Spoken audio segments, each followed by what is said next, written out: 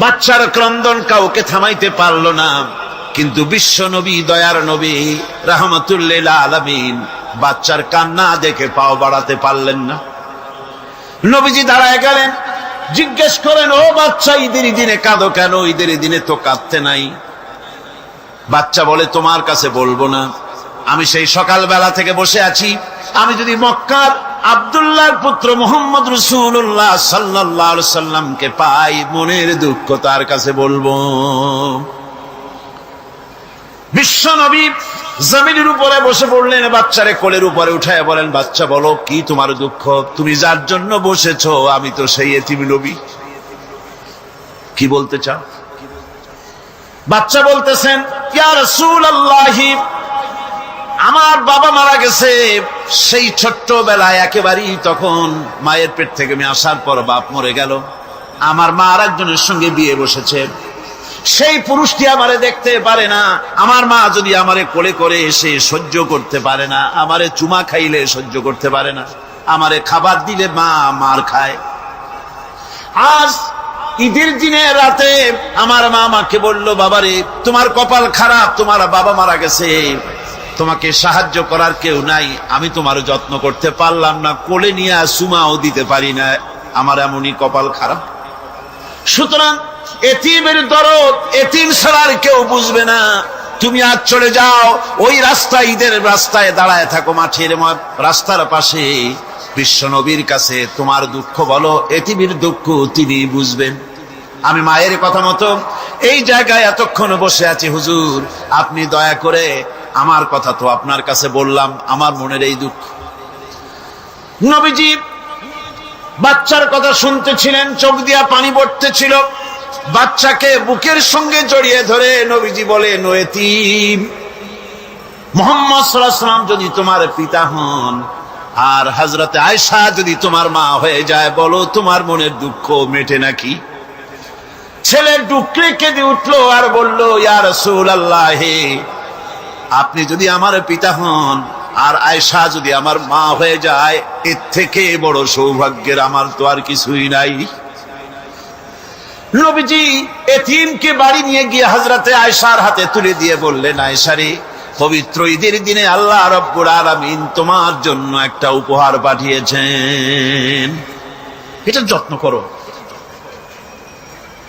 এতিমের প্রতি দরদ রাখার জন্য আল্লাহ রাব্বুল আলামিন বলেছেন, এতিম, মিসকিন, বিধবা, অসহায় লোক, তাদের প্রতি যাতে করে মুসলিম সমাজ লক্ষ্য রাখে, সেজন্য আল্লাহ পাক নির্দেশ করেছেন।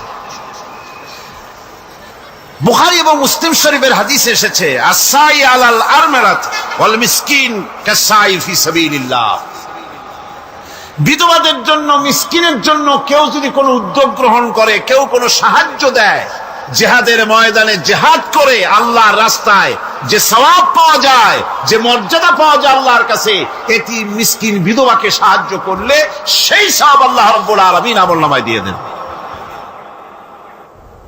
আমাদের প্রিয় নবী এতিম মিসকিনদের খুবই ভালোবাসতেন তার নিজের চাকর হযরত যায়েদ ও আনাস রাদিয়াল্লাহু তাআলা আনহুকে।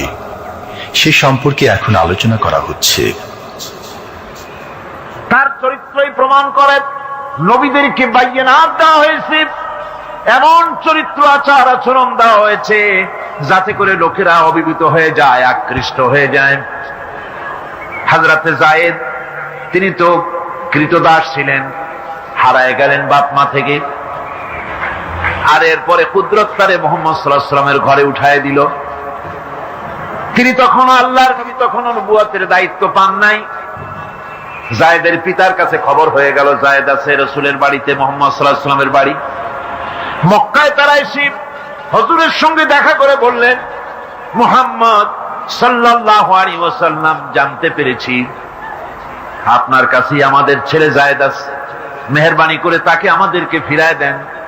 হুজুর বলেন, যায়েদ যদি তোমাদেরকে চিনতে পারে আর যদি যেতে চায়, আমার পক্ষ থেকে কোনো আপত্তি নাই, অবশ্যই যাবে। তবে যায়েদ যদি যেতে না চায়, আমি এমন লোক নই যে কেউ আমার কাছে থাকতে চাইলে আমি জোর করে তাকে ছেড়েও দিতে পারি না, আমি তেমন লোক নই। পিতা বললেন, আপনি অবশ্যই যুক্তিপূর্ণ কথা বলেছেন। হযরত হযরতে যায়েদকে আনা হলো। হুজুর বললেন, তুমি কি চেনো এদের? কি?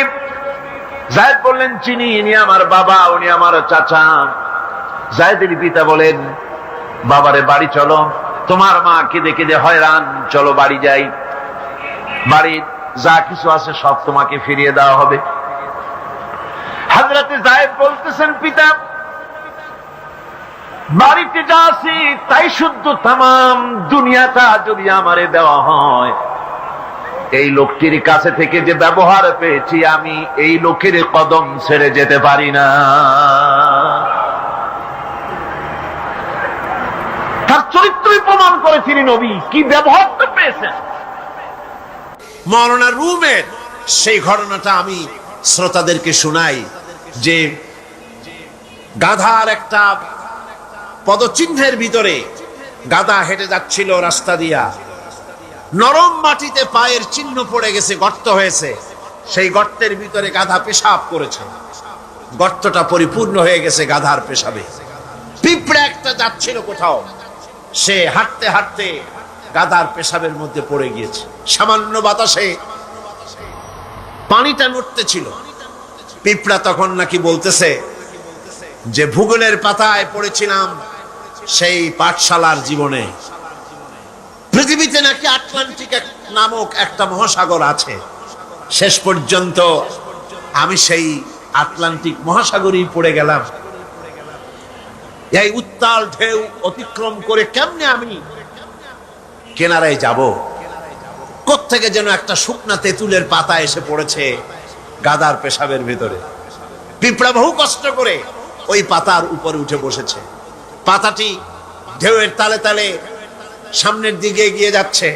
পিঁপড়া এখন খুব দাম্ভিকতার সাথে, অহংকারীর সাথে পিঁপড়া বলছে, ইতিহাসের পাতায় পড়েছিলাম পৃথিবীতে নাকি টাইটানিক নামক বিরাট এক জাহাজের অস্তিত্ব ছিল, শেষ পর্যন্ত ভাগ্যের জোরে আমি সেই টাইটানিকের নাবিক হয়ে বসলাম। কি সাংঘাতিক! আমি আজ টাইটানিকের গর্বিত নাবিক, আর এই আটলান্টিকের উত্তাল ঢেউ পাড়ি দিয়ে চলছে আমি আমেরিকা আবিষ্কারের জন্য। গাধার পেশাবের ভিতরে তেঁতুলের পাতায় বসে পিঁপড়ার যে অহংকার, আমার দেশের তথাকথিত নাস্তিক মোরতাদ জাতীয় বুদ্ধিজীবীরা এর চাইতেও নিকৃষ্ট।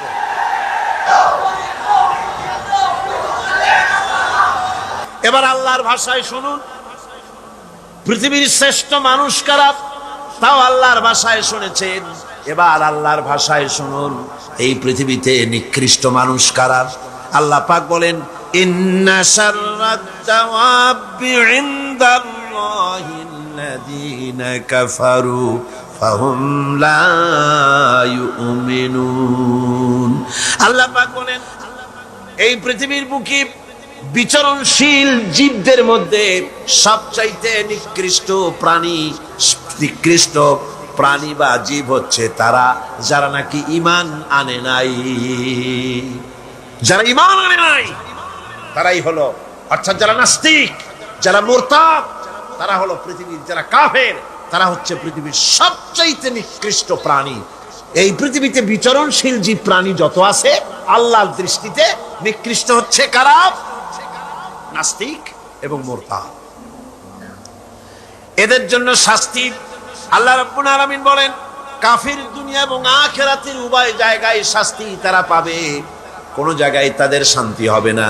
ফাআম্মাল্লাযীনা কাফারু ফাউআযিবুহুম আযাবান শাদীদান ফিদ দুনিয়া ওয়াল আখিরাহ ওয়া মা লাহুম মিন নাসিরিন।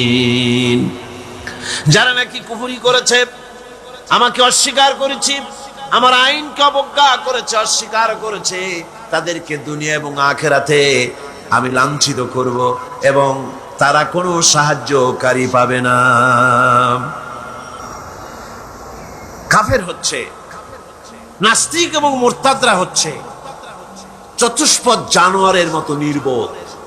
এরা নিজেদেরকে বুদ্ধিমান বলে দাবি করে, কিন্তু আল্লাহর কথায় এরা হচ্ছে নির্বোধ চতুষ্পদ জানোয়ারের মতো। কিসের মতো বলুন? জানোয়ারের মতো। আল্লাহ পাক বলছেন, আল্লাহ পাক বলেন, ومثل الذين كفروا كمثل الذي ينعق بما لا يسمع إلا دعاء ونداء ثم بكم عمي فهم لا يعقلون আল্লাহ পাক বলেন কাফেরদের দৃষ্টান্ত হচ্ছে এরকম, রাখাল যেমন তার জানোয়ারকে ডাকে। আপনাদের দেশে আছে না রাখাল গরুকে ডাকে, এই গরু এদিকে আয়, বলে না এদিকে আয়, অথবা ডাইনে যাবার সামনে যা। গরু থেকে বোঝে যে এদিকে আয় মানে আমারে ডাকতেছে, ওদিকে যা মানে আমারে সরে যেতে বলতেছে। এগুলো বোঝে না। আল্লাহ পাক বলেন রাখাল যেমন চতুষ্পদ জানোয়ারকে ডাকে। জানোয়ার শুধু একটা আওয়াজ শোনে মাত্র, কিন্তু রাখাল কি বলে তা সে বুঝতে পারে না, শুধু একটা আওয়াজ শোনে। ও তো হলো বধির, ও হলো অন্ধ, ও হলো বোবা।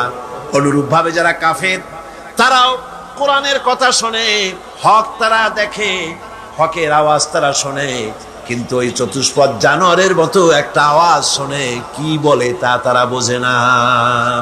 আল্লাহ পাক বলেন কাফেরদের আমল হলো এরকম, যারা নাকি আমাকে অস্বীকার করেছে তাদের আমল, তাদের কাজগুলি অবস্থা এমন যেমন মরুভূমির ভিতরে মরুচারীরা পথ চলতে গিয়ে দূরে দেখতে পায় পানি আছে, পানি মনে করে তার কাছে যায়।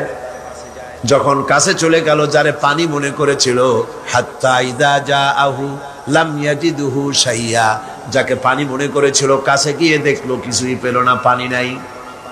আছেন এরকম? মরীচিকা বোঝেন? এই যে চৈত্র মাস, বৈশাখ মাসের যখন প্রচন্ড রোদ হয়, তখন বীজ ঢালা রাস্তার উপরে দেখবেন দূরের থেকে মনে হবে যেন পানি চিকচিক করছে। আসলে কি পানি? না।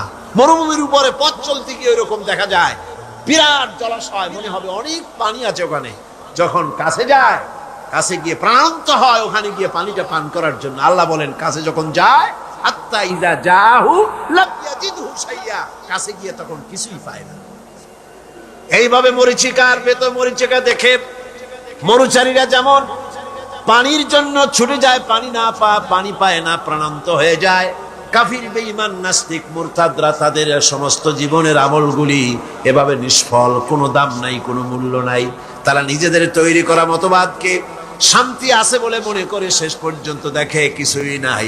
যেমন কমিউনিজম ৭২ বছর ধরে পৃথিবীকে কিছুই দিতে পারে নাই, জ্বালা দিয়েছে, যন্ত্রণা দিয়েছে, কষ্ট দিয়েছে, হতাশা দিয়েছে, ক্ষুধা দিয়েছে, দারিদ্র দিয়েছে, নির্যাতন করেছে, নিষ্পেষণ করেছে, মানুষের জন্য ভালো কিছুই করতে পারে নাই। বলেন পেরেছে নাকি?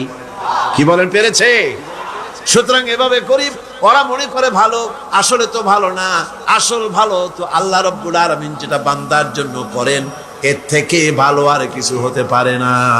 কি বলেন? পারে না। যারা নাকি কাফের, আমাকে অস্বীকার করেছি, আমার আইনকে অস্বীকার করেছে, আমার সঙ্গে বিদ্রোহিতা পোষণ করেছে, আর এই অবস্থায় যদি তার মৃত্যু হয়ে যায় কুফরি হালতে, তাহলে আল্লাহ ফি সাবিলিল্লাহি লা ইয়াস্তাউনা ইনদাল্লাহ। আল্লাহ পাক বলেন হাজীদের পানি পান করায়া আর মসজিদে হারামের খেদমত করে তোমরা কি তাদের সমান হতে চাও যারা নাকি আমার উপর ঈমান এনেছে, পরকালকে বিশ্বাস করেছে, আর আমার রাস্তায় জিহাদ করেছে? এই উভয় দল সমান আমার কাছে সমান হতে পারে না। লা ইয়াস্তাউনা ইনদাল্লাহ, আমার কাছে এরা সমান নয়। হাজীদের পানি পান করানো কাফেরেরা পান করাতো, আর মসজিদে হারামের খেদমত করত। এই দিয়ে তাদের মনের মধ্যে একটা ফখর ছিল যে আমরাও তো মুসলমানের চাইতে ভালো কাজ কম করি না, আমরা হাজীদের পানি পান করাই, হাজীদের পানি পান করাই, তারপরে মসজিদে হারামের খেদমত করি, কম তো কিছু করি না।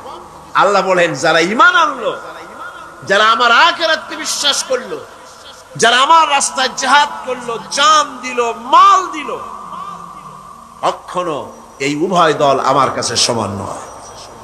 আল্লাযীনা আমানু ওয়া হাজারু ওয়া জাহাদু ফি সাবিলিল্লাহি বিআমওয়ালিহিম ওয়া আনফুসিহিম আ'যামু দারাজাতান ইনদাল্লাহ ওয়া উলাইকা হুমুল ফাইজুন। আল্লাহ পাক বলেন যারা নাকি ঈমান এনেছি আর আমার রাস্তায় হিজরত করেছে আর জিহাদ করেছে আমার দ্বীনকে প্রতিষ্ঠা করার জন্য মাল দিয়ে আর জান দিয়ে, আমার কাছে তাদের বিরাট মর্যাদা। আর ওরাই হলো কামিয়াব, ওরাই হলো সফল কাম। কিয়ামতের দিন তারাই সফল হবে। জোরে বলেন সুবহানাল্লাহ।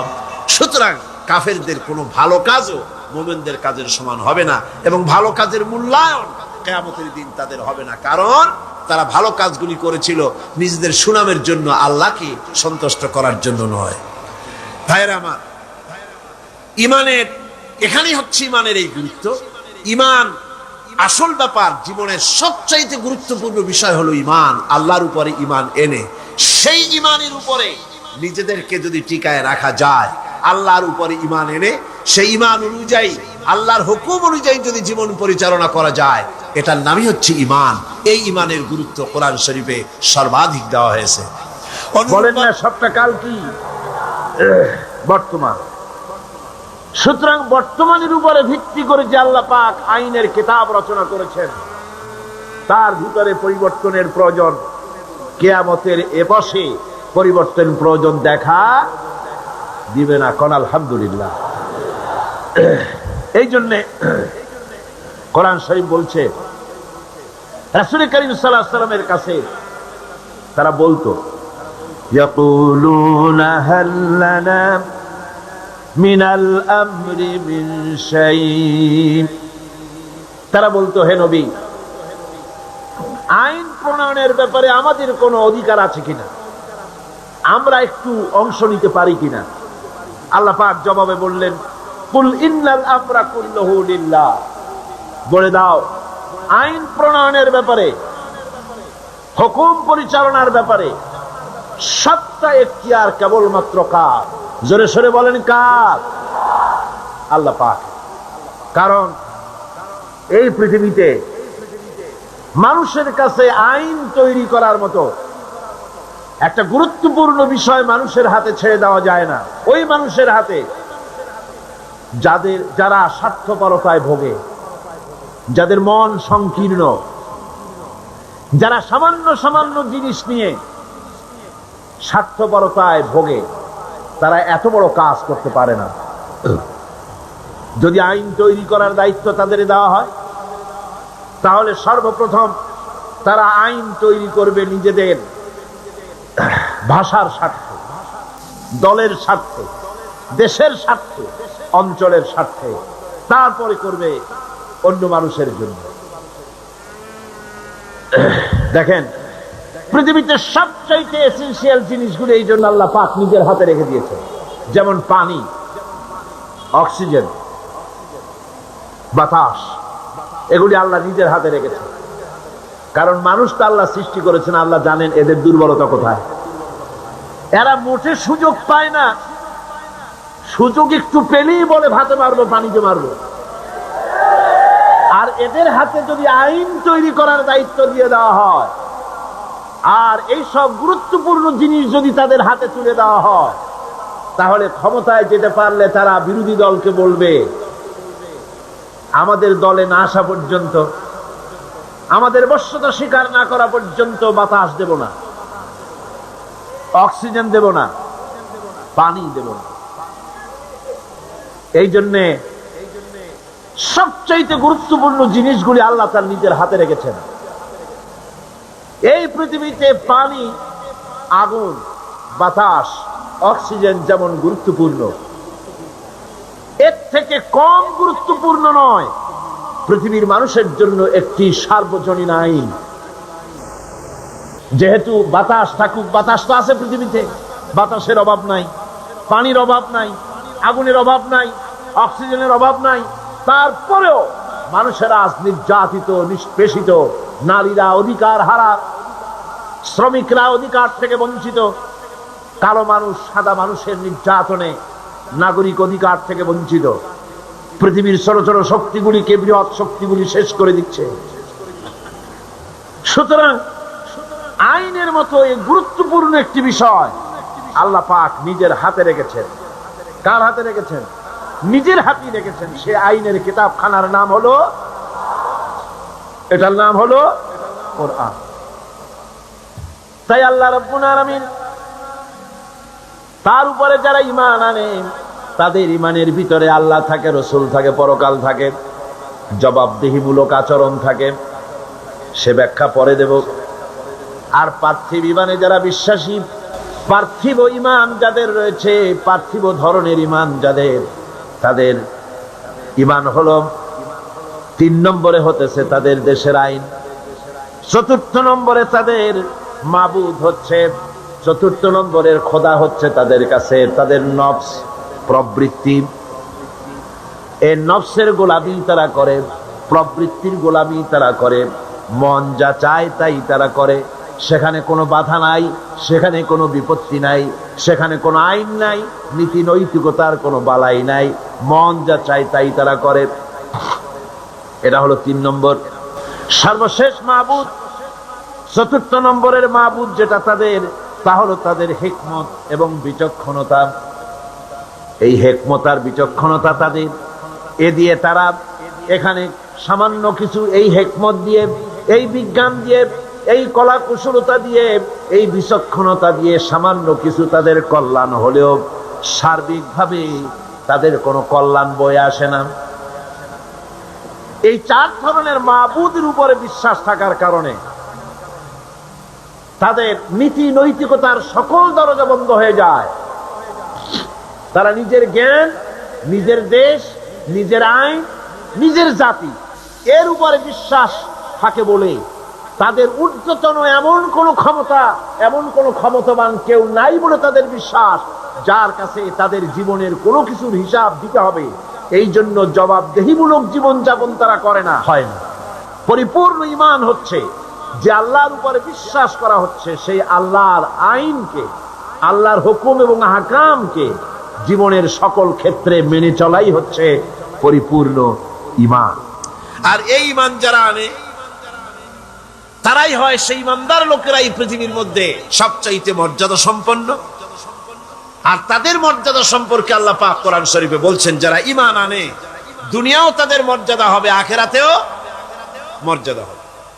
আল্লাহ রাব্বুল আলামিন বলেন, জাযাউহুম ইনদা রাব্বিহিম জান্নাতু আদনিন তাজরি মিন তাহতিহাল আনহার খালিদিনা ফিহা আবাদান। আল্লাহ পাক বলছেন, যারা নাকি ঈমান আনবে আমার উপরে আর আমলে সালেহ করবে, নেক কাজ করবে, তাদের জন্য পুরস্কার হলো সবুজ শ্যামল এমন জান্নাত আমি তাদের জন্য রেখেছি, যার নিচের থেকে শতত নহর প্রবাহিত। আর এই জান্নাতের ভিতরে তারা থাকবে, তারা সেখানে বসবাস করবে। রাদিয়াল্লাহু আনহুম ওয়া রাদু আনহু।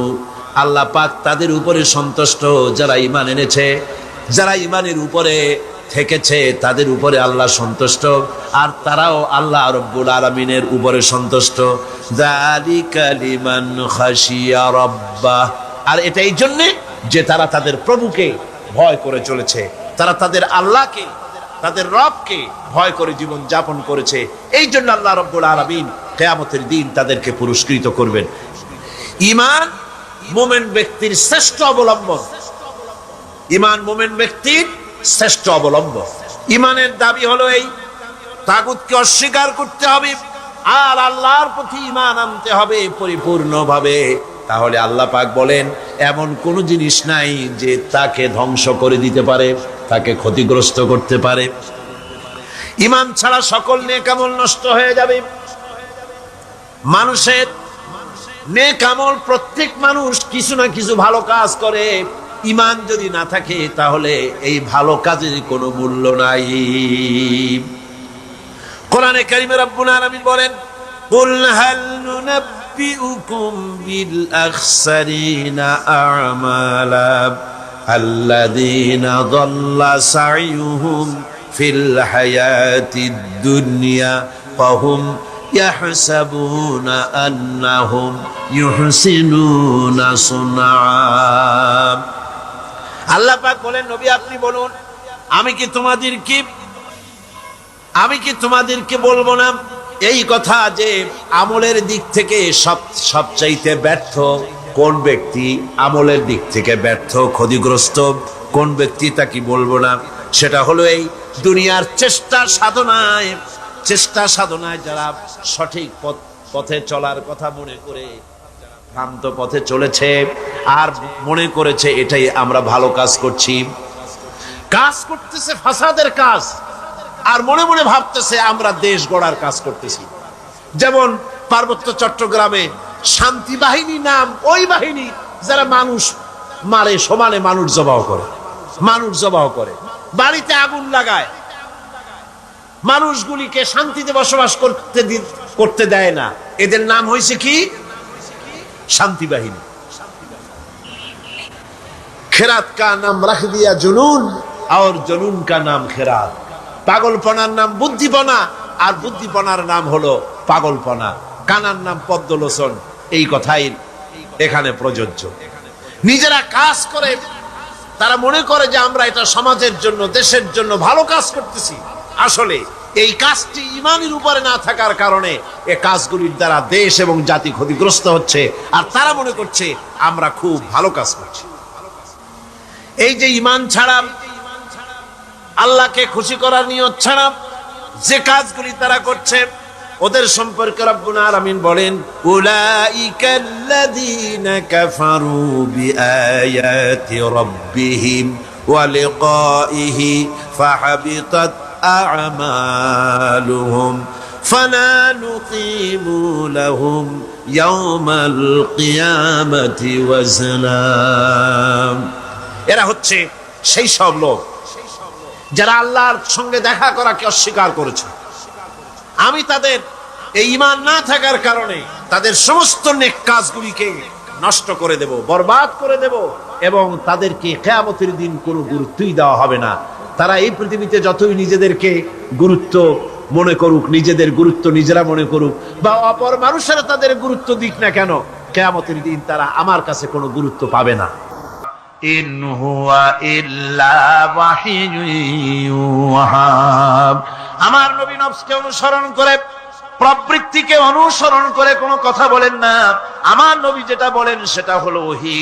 আমি যা বলতে বলি তাই তিনি বলেন। ওয়ালাউ তাকাওয়ালা আলাইনা বা'দাল আকাবিল।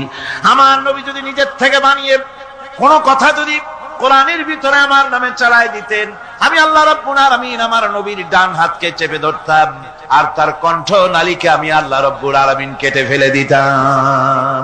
তিনি যা বলেছেন সব কার কথা? আল্লাহ পাকের কথা। তিনি হচ্ছেন গোটা বিশ্বের সর্বশ্রেষ্ঠ চরিত্রের আধার। তার চরিত্রের সার্টিফিকেট আল্লাহ পাক দিচ্ছেন। চরিত্রের সার্টিফিকেট কে দিলেন? আল্লাহ পাক দিয়েছেন।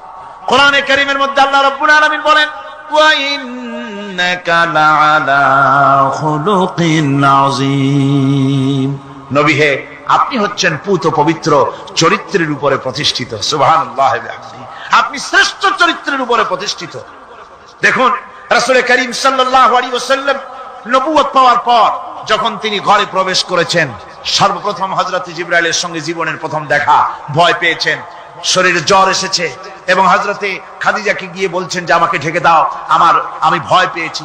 হযরতে খাদিজাতুল কুবরা রাদিয়াল্লাহু তাআলা আনহা তিনি রাসূলকে বলছেন, আবুল কাসেম, হে কাসেমের পিতা, আপনার ভয় পাওয়ার কোনো কারণ নাই। আপনাকে জিন বা শয়তান কোনো অনিষ্ট করতে পারে না, কারণ আপনি এতিমদেরকে, মিসকিনদেরকে খেতে দেন, আপনি বিধবাকে আশ্রয় দেন, আপনি প্রতিবেশীর হক আদায় করেন, আপনি আত্মীয়দের হক আদায় করেন। কি সার্টিফিকেট দিচ্ছেন? স্ত্রী তো স্বামীর জন্য ভালোবাসা দিতে পারে, মহব্বত দিতে পারে, জান দিতে পারে, কিন্তু ঈমান তো আনতে পারে না। ঈমান আনা তো এত সহজ ব্যাপার না। কিন্তু রাসূল করিম সাল্লাল্লাহু আলাইহি ওয়াসাল্লাম যখন তাকে তাওহীদের দাওয়াত দিলেন, রিসালাতের দাওয়াত দিলেন, এবং বললেন আমি নবী, হযরত খাদিজা এক মুহূর্ত দেরি করেন। হযরতে খাদিজা তার কাছে রাসূলুল্লাহ যখন রিসালাতের দাওয়াত পেশ করলেন, সঙ্গে সঙ্গে হযরত খাদিজা পড়ে নিলেন, লা ইলাহা ইল্লাল্লাহু মুহাম্মাদুর রাসূলুল্লাহ। জোরে জোরে পড়েন, লা ইলাহা ইল্লাল্লাহ লা ইলাহা ইল্লাল্লাহ।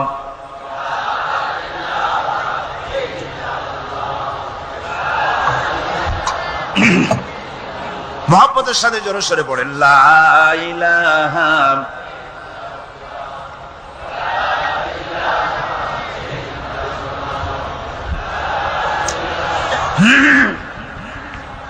লা ইলাহা ইল্লাল্লাহু মুহাম্মাদুর রাসূলুল্লাহ। আমার বন্ধুগণ,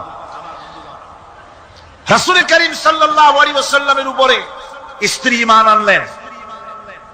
খাদেম ছিলেন হযরতে যায়েদ। খাদেম তো তার প্রভুর জন্য জান দিতে পারে, মাল দিতে পারে, মহব্বত করতে পারে, সব পারে। খাদেম ঈমান আনতে পারে না, যেহেতু খাদেমের কাছে তার সাহেবের ইনস এন্ড আউট, তার ভেতর বাইরে সবকিছুই পরিষ্কার থাকে। হযরতে রাসূলের খাদেম ছিলেন হযরতে যায়েদ। হযরত যায়েদ তার উপরে যখন 15 বছর খাদেম ছিলেন রাসূলুল্লাহ, হুজুর যখন তার কাছে দাওয়াত পেশ করলেন, যখন রিসালাতের দাওয়াত পেশ করলেন, তাওহীদের দাওয়াত দিলেন, খাদেম যায়েদ একটু চিন্তা করলেন না, সাথে সাথে পড়লেন লা ইলাহা ইল্লাল্লাহু মুহাম্মাদুর রাসূলুল্লাহ। রাসূলের বন্ধু ছিলেন হযরত আবু বকর সিদ্দিক রাদিয়াল্লাহু তাআলা আনহু। 20 বছরের বন্ধু। কত বছরের বন্ধু? 20 বছর। 20 বছর বসে একজন বন্ধু আর একজন বন্ধুকে চিনতে মোটেই কিছু বাকি থাকে না। হযরত আবু বকর রাদিয়াল্লাহু তাআলা আনহু তার কাছে যখন রাসূলুল্লাহ নবুয়তের দাওয়াত পেশ করলেন, হযরতে আবু বকর রাদিয়াল্লাহু তাআলা আনহু এক মুহূর্ত দেরি করেন নাই, বলেছেন আপনার চরিত্র নবুয়তের চরিত্র আগেই বুঝতে পেরেছি, সাধারণ মানুষের চরিত্র এমন হতে পারে না। তিনিও কালেমা পড়ে মুসলমান হয়ে গেলেন। সাহাবায়ে কেরাম রাসূলের প্রতি এই মোহাব্বত, এই শ্রদ্ধা তারা পোষণ করেছেন। নবী তার চরিত্র দিয়ে মানুষের সামনে নিজেকে প্রকাশ করেছেন। তার চরিত্র দুই রকম ছিল না, চরিত্র একরকম ছিল। ব্যক্তিগত চরিত্র আর পারিবারিক চরিত্র দুই রকম না। তার ব্যক্তিগত যে চরিত্র ওইটাই ছিল তার ঘরের চরিত্র, যেটা ছিল ঘরের সেটাই ছিল বাইরের। হযরত আয়েশা সিদ্দিকা রাদিয়াল্লাহু তাআলা আনহা সাহাবীদের প্রশ্নের জবাবে বলেছেন, রাসূলের চরিত্র হচ্ছে কোরআন। রাসূলের চরিত্র কি? কোরআন। রাসূলুল্লাহ এই পৃথিবীতে কেন আসছেন? আসার কারণ হলো তিনি হচ্ছেন আদর্শ। আল্লাহর নবী বলেছেন, লাকাদ কানা লাকুম ফি রাসূলিল্লাহি উসওয়াতুন হাসানাহ, তোমাদের জন্য গ্রহণযোগ্য মহত্তম আদর্শ হতেছে তোমাদের রাসূল। তোমাদের রাসূলের ভিতরেই তোমাদের আদর্শ রয়েছে, তার কাছ থেকে তোমরা আদর্শ গ্রহণ করো। তিনি এতিমের আদর্শ, শিশুর আদর্শ, কিশোরদের আদর্শ, যুবকের আদর্শ, তরুণের আদর্শ, বৃদ্ধের আদর্শ, পিতার আদর্শ, নানার আদর্শ, স্বামীর আদর্শ, সেনাপতির আদর্শ, শ্রমিকের আদর্শ, রাষ্ট্রপ্রধানেরও সকলের জন্য আদর্শ। যেই যুগে বেহাপনার উলঙ্গপনা দিয়েছিল সমাজ ভর্তি, আল্লাহর ঘর তাওয়াফ করে নারী আর পুরুষেরা উলঙ্গ হয়ে, সেই যুগে রাসূলুল্লাহ যখন কাবা শরীফ রিকনস্ট্রাকশন হচ্ছিল, পুনর্নির্মাণ হচ্ছিল, তখন তিনি বহন করছিলেন পাথরগুলি মাথায় করে। তার চাচা তাকে বললেন, তোমার তো বড্ড কষ্ট হচ্ছে, তুমি এখন এইটাকে ঘাড়ের উপরে, লুঙ্গিটা খুলা ঘাড়ের উপরে রেখে তারপর এটা বহন করো। হুজুর যখন লুঙ্গির গিরায় হাত দিয়েছেন খুলবেন এই চিন্তা করে, ঘাড়ের উপরে রেখে পাথর বহন করবেন, লুঙ্গির গিটে হাত দিয়েছেন, খোলেন নাই। লুঙ্গির গিটের উপরে হাত রেখে তিনি চিন্তা করলেন, এতগুলি লোকের সামনে কাপড়টা খুললে পরে কি শরম হবে। কাপড়টা খোলেনি নাই, শুধু খুললে পরে কি লজ্জা হবে।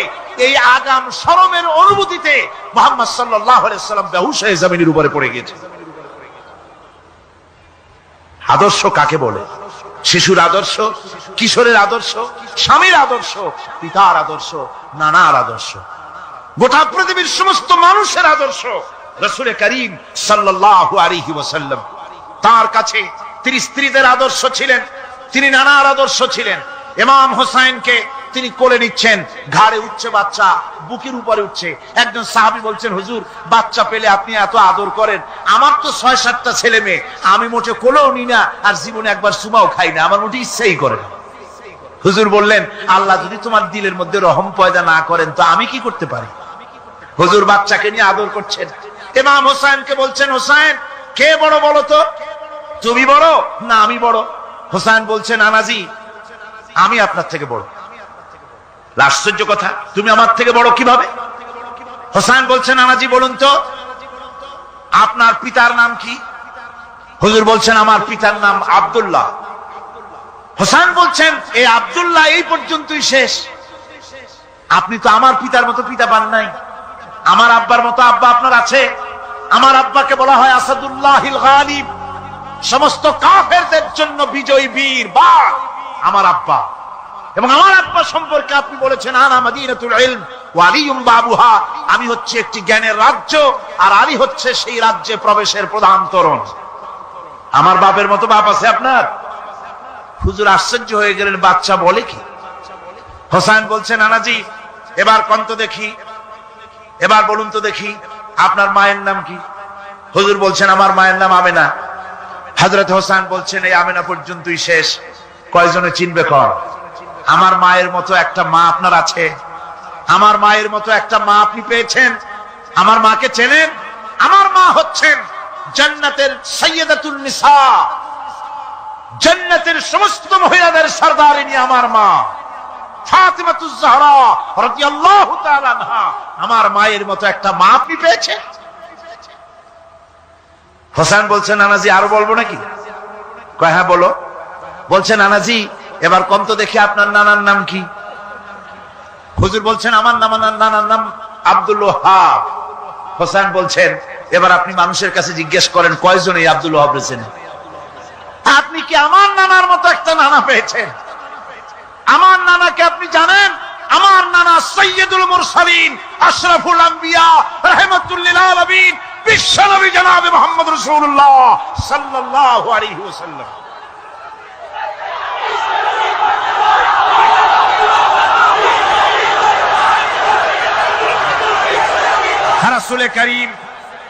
রাসূল করিম সাল্লাল্লাহু আলাইহি ওয়াসাল্লাম হোসেনকে বুকের সাথে জড়িয়ে ধরে হোসেনের ঠোঁটের উপরে, তার চিবুকের উপরে, তার গণ্ডদেশে, তার কপলে বারবার চুমো খেতে লাগলেন আর বললেন নানা আমি আজকে তোমার সামনে হেরে গেলাম।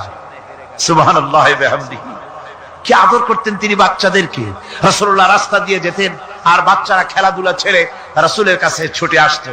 একবার তো রাসূলুল্লাহ একটা বাচ্চার মাথায় হাত বুলিয়ে খেলা ছেড়ে দিয়ে ছুটে আসছে। হুজুর তাকে জিজ্ঞেস করলেন তোমার সাথে যে পাখিটা থাকতো সেই লাল পাখিটা কই? ছেলে তো কেঁদে ফেললো। ছেলে বলে ফেললো যে আপনি বিশ্বনবী, আমি একটা ছোট্ট মানুষ, আমার পাখির খবর আপনি রাখেন। সুবহানাল্লাহি ওয়া বিহামদিহি। রাসূলুল্লাহ তার চরিত্র দিয়ে মানুষকে জয় করেছিলেন, মহব্বত দিয়ে। তরবারি দিয়ে ইসলাম প্রতিষ্ঠিত হয় নাই, ইসলাম এসেছে মহব্বত দিয়ে, উদারতা দিয়ে, ভালোবাসা দিয়ে। তরবারি দিয়ে ইসলাম বিজয় হয় নাই পৃথিবীর বুকে। পিতামাতার প্রতি ভালোবাসা ইসলামের এক মহান শিক্ষা, যা দেখতে পাওয়া যায় রাসূলুল্লাহ সাল্লাল্লাহু আলাইহি ওয়াসাল্লামের চরিত্রে। আল্লাহ রাব্বুল আলামিন বলেন وَقُلْ لَهُمَا قَوْلًا كَرِيمًا, মা বাবার সঙ্গে সম্মানজনক কথা বলো, খবরদার বেয়াদবি করবে না। আর মা বাবার জন্য, তাদের জন্য আমি আল্লাহ রাব্বুল আলামিনের কাছে দোয়া করো, রব্বিরহামহুমা কামা রাব্বায়ানি সাগীরা। পড়েন সবাই, রব্বিরহামহুমা কামা রাব্বায়ানি সাগীরা। আল্লাহ রাব্বুল আলামিন শিখাই দিলেন বান্দারে তোর মা বাপের জন্য আমার কাছে দোয়া কর, আয় আল্লাহ আমার মা বাপ যেমন ছোট্টবেলায় আমাকে স্নেহের কোলে লালন পালন করেছে, মাবুদ গো আমার মা বাপকে তোমার রহমতের কোলে লালন পালন করো। আল্লাহ শিখাই দিচ্ছে। হাদিস শরীফ এসেছে, হুজুর বসে আছেন মসজিদে নববীতে, সাহাবায়ে কেরাম বসা। এক বৃদ্ধা মহিলা প্রবেশ করেছেন মসজিদে, হুজুর তাকে দেখে দাঁড়ায় গেলেন। মহিলা আসার পর নবীজি নিজের গায়ের চাদর বিছিয়ে দিলেন। মহিলা চলে যাওয়ার পর সাহাবায়ে কেরাম জিজ্ঞেস করলেন, হুজুর একজন সাধারণ মেয়ে লোকের জন্য হুজুর নিজের চাদর বিছাইলেন, বুঝলাম না ফজিলত কি, চিনলাম না মেয়ে লোকটাকে। হুজুর বলেন, সাহাবীরা চাদর তো ভালো, হক তো আদায় করতে পারি নাই, চিনতে পারো নাই, তোমরা বুঝতে পারো নাই। আমি দুনিয়া আসার পর আমার মায়ের দুধ আমার কিসমতে তেমন হয় নাই, আমি আমার মায়ের যত্ন তেমন পাই নাই, স্নেহ আদর তেমন পাই নাই। যার বুকের দুধ খাইয়া, যার কোলে কাখে চড়ে আমি বড় হয়েছি, ইনি আমার সেই দুধ মা হযরতে হালিমাতুস সাদিয়া। বন্ধুরা, মা যদি বেঁচে থাকে রাত্রে বাড়ি গিয়ে পায়ে ধরুন, বলেন মা অন্যায় করেছি, জীবনে বহু বেয়াদবি করেছে, আমারে মাফ করে দাও। বিশ্বাস করুন, মা বাপের যদি খেদমত করেন, মা বাপ যদি রাজি থাকে, রিস্কে, খাদ্যে, টাকায়, ইজ্জতে জীবনেও কষ্ট হবে না। বিপদে অবিচলতার মুক্ত প্রতীক বিশ্বনবী মুহাম্মদ সাল্লাল্লাহু আলাইহি ওয়াসাল্লাম। সর্ব অবস্থায় আল্লাহর উপর ভরসা করে ধৈর্য ধরার ক্ষেত্রে তিনি স্থাপন করেছিলেন এক অনন্য দৃষ্টান্ত। হিজরতের ঘটনা তার প্রকৃষ্ট উদাহরণ। আমার ভাইয়েরা, বিপদে অবিচলতা আমাদেরকে পয়গম্বরেরা শিক্ষা দান করেছেন। আমরা দেখতে পেয়েছি বিশ্বনবী জনাবে মুহাম্মদুর রাসূলুল্লাহ সাল্লাল্লাহু আলাইহি ওয়াসাল্লাম হিজরতের রাত, কাফেরেরা চতুর্দিকে দাঁড়ানো, হযরত জিবরাইল এসে বলেন, ইয়া রাসূলুল্লাহ, হে কাফেরেরা চতুর্দিকে ঘিরে দাঁড়িয়েছে, গভীর রাত, এখন হাতে তাদের তরবারি, সকাল হলে পরেই তারা আপনাকে মেরে ফেলে দিবে, তাড়াতাড়ি ওঠেন, মদিনার দিকে চলে যান। আল্লাহ নবী ঘুমের থেকে জেগে হযরত আলীকে ডেকে বলেন, আলী, আল্লাহ অর্ডার করেছেন আমি মদিনায় চললাম, আমার বিছানার পরে আমার চাদর গায়ে দিয়ে শুয়ে থাকো। হযরত আলী বলেন, আল্লাহর হাবিব, আপনার চাদর গায়ে দিয়ে ঘুমিয়ে থাকবো, সকালবেলায় কাফির বেঈমানেরা আপনার বিছানার পরে আপনার চাদর গায়ে দেওয়া অবস্থায় আমি আলীকে তারা মুহাম্মদ মনে করবে, আর আমি আলীকে নবী মনে করে তারা তাদের তরবারি দিয়া কেটে কেটে টুকরা টুকরা করে আমারে বিদায় করে দেবে দুনিয়া থেকে। এতটুকুনো পরোয়া করি না, বরং আমার দিলের মধ্যে এটাই তৃপ্তি থাকবে যে আমি আলীর জীবনের বিনিময় আল্লাহর হাবিব দুনিয়ায় বেঁচে আছেন। নবীজি ঘরের থেকে বেরোলেন, চতুর্দিকে কাফেরেরা দাঁড়ানো। আল্লাহ নবী হাতে এক মুষ্টি বালু হাতে নিয়ে শাহ হাতেল বজু পড়ে 3 বার দম করে বালুগুলো ছেড়ে দিলেন। বালিগুলি ঘরের চতুর্দিকে কাফেরদের চোখে চলে গেল। পরবর্তী সময় রব্বুল আলামিন ডেকে বলেন, নবীরে, বালি যখন নিক্ষেপ আপনি করেছিলেন, ধুলাগুলি আপনি তো শুধু নিক্ষেপ করেছিলেন, কিন্তু চতুর্দিকে কাফেরদের চোখে গেল কেমনে? একদিকে মেরেছিলেন, সেই দিকেই তো যাওয়ার কথা ছিল, চতুর্দিকের কাফেরের চোখে চোখে সেগুলো পৌঁছে গেল কেমনে? ওয়ামা রামাইতা ইদ রামাইতা ওয়ালাকিন্নাল্লাহ রামা। আপনি মারছিলেন। আল্লাহ নবী হযরত আবু বকরকে সঙ্গে করে নিয়ে চললেন মদিনার দিকে, উল্টা পথে রওনা করলেন। বারবার কাবা শরীফের দিকে তাকাতে লাগলেন। বুখারী শরীফে এসেছে, নবীজি বারবার কাবার দিকে তাকিয়ে বলতেছেন, রে কাবা, বড় আশা ছিল তোর কাছে থাকবো, তোর খেদমত করব, কিন্তু তোর নিষ্ঠুর সন্তানেরা তোর কাছে আমারে থাকতে দিল না রে। আল্লাহ নবী মিসফালা দিয়ে জাবালে কেদোয়ার উপর দিয়ে চলে গেলেন জাবালে সুরে। গুহার কাছে যখন গিয়েছেন, হযর রক্ত হয়ে গেল। হযরত আবু বকর রাদিয়াল্লাহু তাআলা আনহু বলছেন, হুজুর আর উপায় নাই, দিন হয়ে গেল, এখন বুঝি ধরা পড়ে যাব, ওই গুহার মধ্যে গিয়ে আশ্রয় নেই।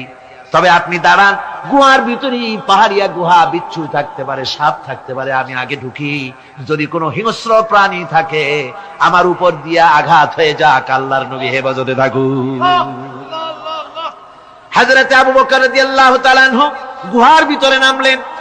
নেমে গুহা সাফ করে হুজুরকে ডাকলেন। হুজুর তাশরীফ ফরমালেন গুহার মধ্যে। হুজুর বলেন, আবু বকর, হেঁটে হেঁটে কষ্ট হয়ে গেছে, তুমি বসো, তোমার উরুর উপরে মাথা রেখে আমি একটু ঘুমায়ে যাই। আল্লাহর হাবিব ঘুমায় গেলেন। হযরত আবু বকর লক্ষ্য করে দেখেন চতুর্দিকে অনেকগুলি গর্ত দেখা যায়। এই গর্ত থেকে সাপ আসতে পারে, বিচ্ছু আসতে পারে মনে করে নিজের গায়ের চাদর ছিঁড়ে ছিঁড়ে গর্তগুলি বন্ধ করা শুরু করে দিলেন। কয়েকটা গর্ত বন্ধ করার মতো চাদর আর নাই, পাও দিয়ে চেপে ধরলেন।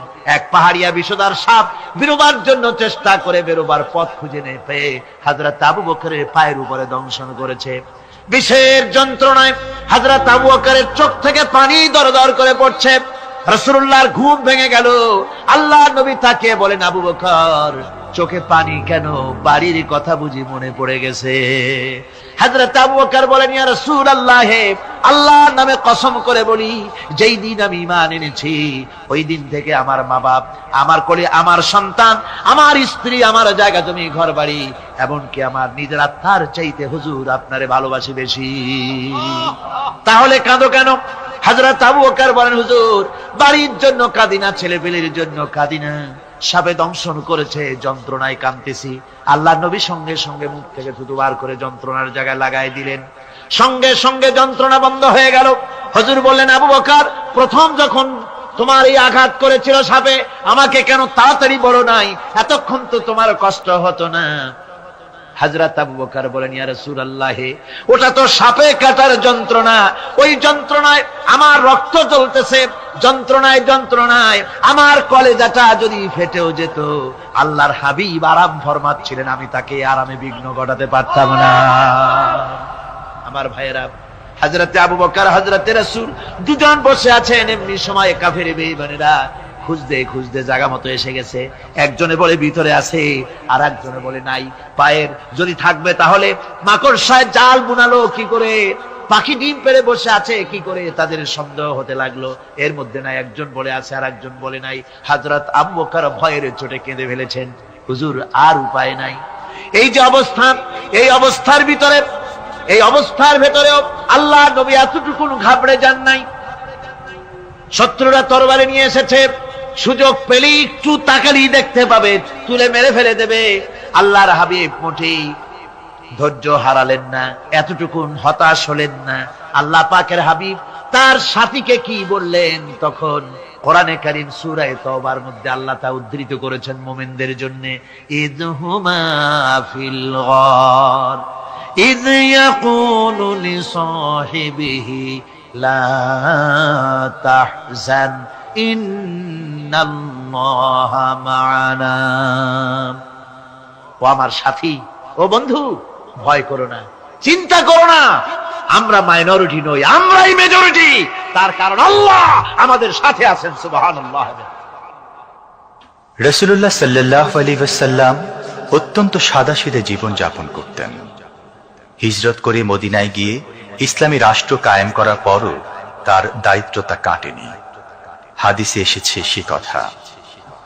হযরত আবু হুরায়রা রাদিয়াল্লাহু তাআলা আনহু বলেন, আমি রাসূলুল্লাহর কাছে গেলাম, হুজুরকে গিয়ে সালাম করলাম। আল্লাহর নবী সালামের জবাব দিলেন, কিন্তু দেখতে পেলাম মুখ নড়ে, আওয়াজ বের হলো না। কারণ কি? কাছে গিয়ে দেখি নবীজি ক্ষুধার যন্ত্রণায় কথা বলতেছেন, আওয়াজ বেরোতেছে না। এত ক্ষুধা লেগেছে আল্লাহর নবীর। 2-4 দিন চলে গেছে, খাবার নাই।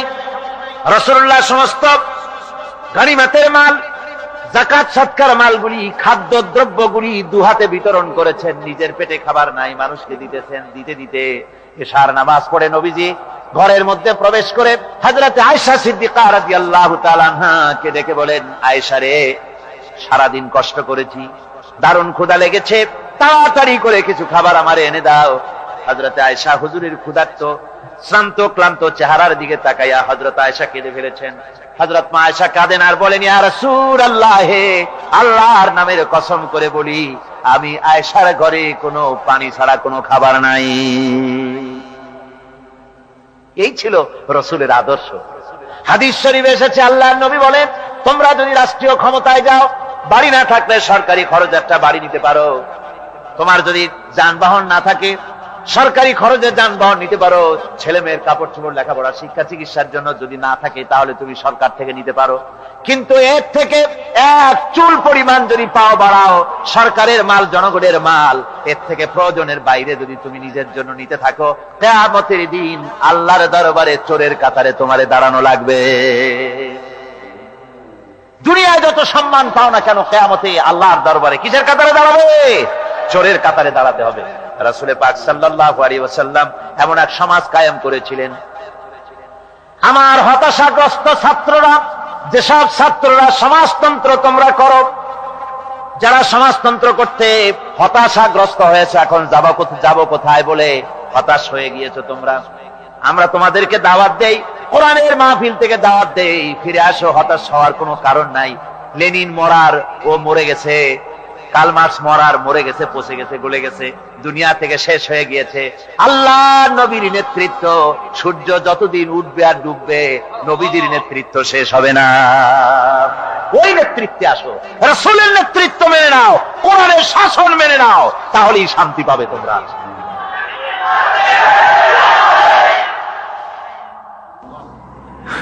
আল্লাহর নবী দুপুরে আরাম করতেছিলেন। হযরত ওমর বলেন, আমি দেখতে গিয়েছিলাম রাসূলুল্লাহকে, আমি যাই সালাম দিলাম, হুজুর উঠে বসলেন। আমি দেখি খেজুরের পাতা দিয়া বুনানো দড়ি, সেই দড়ি দিয়া বুনানো খাটিয়া এখনো মক্কা মদিনায় আছে, যারা হজ করতে গেছেন দেখেছেন। ওই দড়ি দিয়া বুনানো খাটিয়া, ওর উপরে তোশক নাই, বিছানার চাদর নাই, নিজের হাত মোবারক মাথার তলে দিয়া রাসূল শুয়ে আছেন। ওমরকে দেখে হুজুর উঠে বসলেন। ওমর বলেন, আমি রাসূলের পিঠের দিকে তাকায় দেখি দড়িগুলোর দাগ কেটে আছে। আমি সহ্য করতে পারলাম না, আমি শিশুর মতো ডুকরে কেঁদে উঠলাম, বললাম, ইয়া রাসূলুল্লাহ, এই পৃথিবীর কাফির বেঈমানেরা এত শান্তি করলো দুনিয়ায়, আর আল্লাহর হাবিবের পিঠে দড়ির দাগ বরদাস্ত করতে পারছি না। আপনি আমার অনুমতি দেন, একটা তোশক আপনার জন্য বানাই দেই। হুজুর আমার বলেন, ওমর রে শোনো, দুনিয়ায় শান্তি করার জন্য আমি আসি নাই। আমি যদি হুকুম করি উহুদ পাহাড় আমার জন্য সোনায় পরিণত হয়ে যা, উহুদ পাহাড়টা আমার জন্য সোনা হয়ে যেতে পারে। আমি দুনিয়ায় শান্তির জন্য আসি নাই, এসেছি মানবতার মুক্তির জন্য, পৃথিবীর মানুষগুলিকে বাঁচাতে এসেছি, সাদা কালো মানুষের ব্যবধান দূর করতে এসেছি। রাসূলুল্লাহ নারীর অধিকার দিলেন, সাদা কালা মানুষের ব্যবধান দূর করে দিলেন। পাহাড় সমান উঁচা সাদা কালা মানুষের অধিকারকে প্রতিষ্ঠিত করলেন, বললেন মানুষে মানুষে কোনো পার্থক্য নাই, আরবের উপরে অনারবের, অনারবের উপরে আরবের, ভাষার সাদার উপরে কালোর, কালোর উপরে সাদার, কোন বর্ণ বৈষম্য ইত্যাদি দিয়ে মানুষের ফজিলত হয় না, মানুষের মর্যাদা বাড়ে। ইন্না আকরামাকুম ইনদাল্লাহি আতকাকুম, মানুষের মধ্যে মর্যাদা তোমাদের মধ্যে আল্লাহর কাছে তার যে ব্যক্তি তোমাদের মধ্যে আল্লাহকে বেশি ভয় করে। সুবহানাল্লাহ কোন, সুবহানাল্লাহ কোন। আমার ভাইয়েরা, নবীজি মদিনা মুনাওয়ারায় ইসলামী রাষ্ট্রের রাষ্ট্রপ্রধান হয়েছেন। আজ বাজারে যেতেছেন, যাওয়ার সময় ডেকে ডেকে বলেন, বিধবাদের বাড়ির সামনে দিয়ে যায়, তোমাদের বাজার লাগবে নাকি? এতিমের বাড়ির সামনে থেকে যায়, তোমাদের বাজার লাগবে নাকি? আমারে বলো, আমি বাজার করে এনে দেব। নিজের পেটে খাবার নাই, দুয়ারে দুয়ারে খাবার পৌঁছে গেছে, খাবারের অভাব নাই, মানুষ খাওয়া পেয়েছে, পড়া পেয়েছে, চুরি ডাকাতি বন্ধ হয়ে গেছে। হুজুর বলেন, খায়রুল কুরুনে কারনি, সর্বশ্রেষ্ঠ যুগ আমার যুগ। সুদ বন্ধ হয়ে গেল। রাসূলুল্লাহ বললেন, সুদ আর চলবে না, হারাম।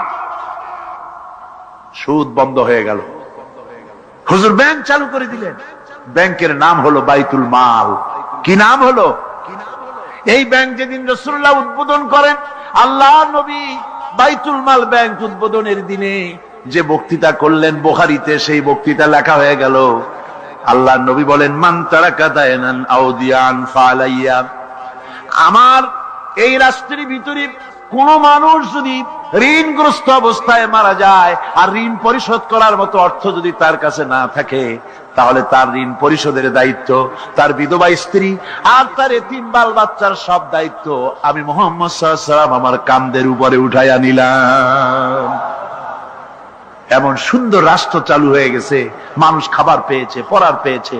বুড়োরা যাদের কাজ নাই, বুড়ো মানুষ কাজ করতে পারে না, তারা বসে বসে খাবারের ব্যবস্থা হয়ে গেছে।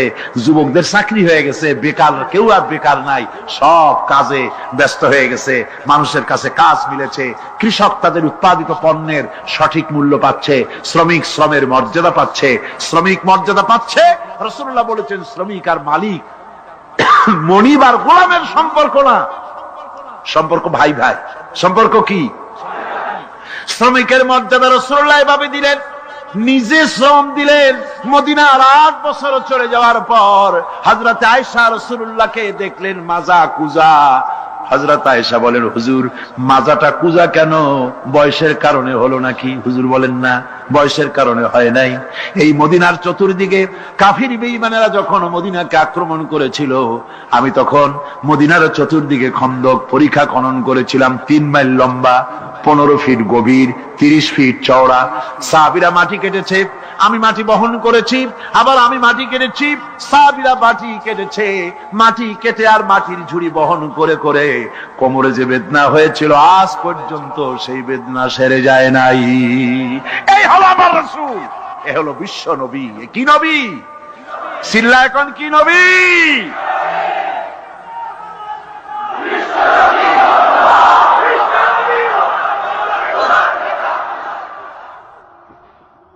হুকুম করি উহুদ পাহাড় আমার জন্য সোনায় পরিণত হয়ে যা, উহুদ পাহাড়টা আমার জন্য সোনা হয়ে যেতে পারে।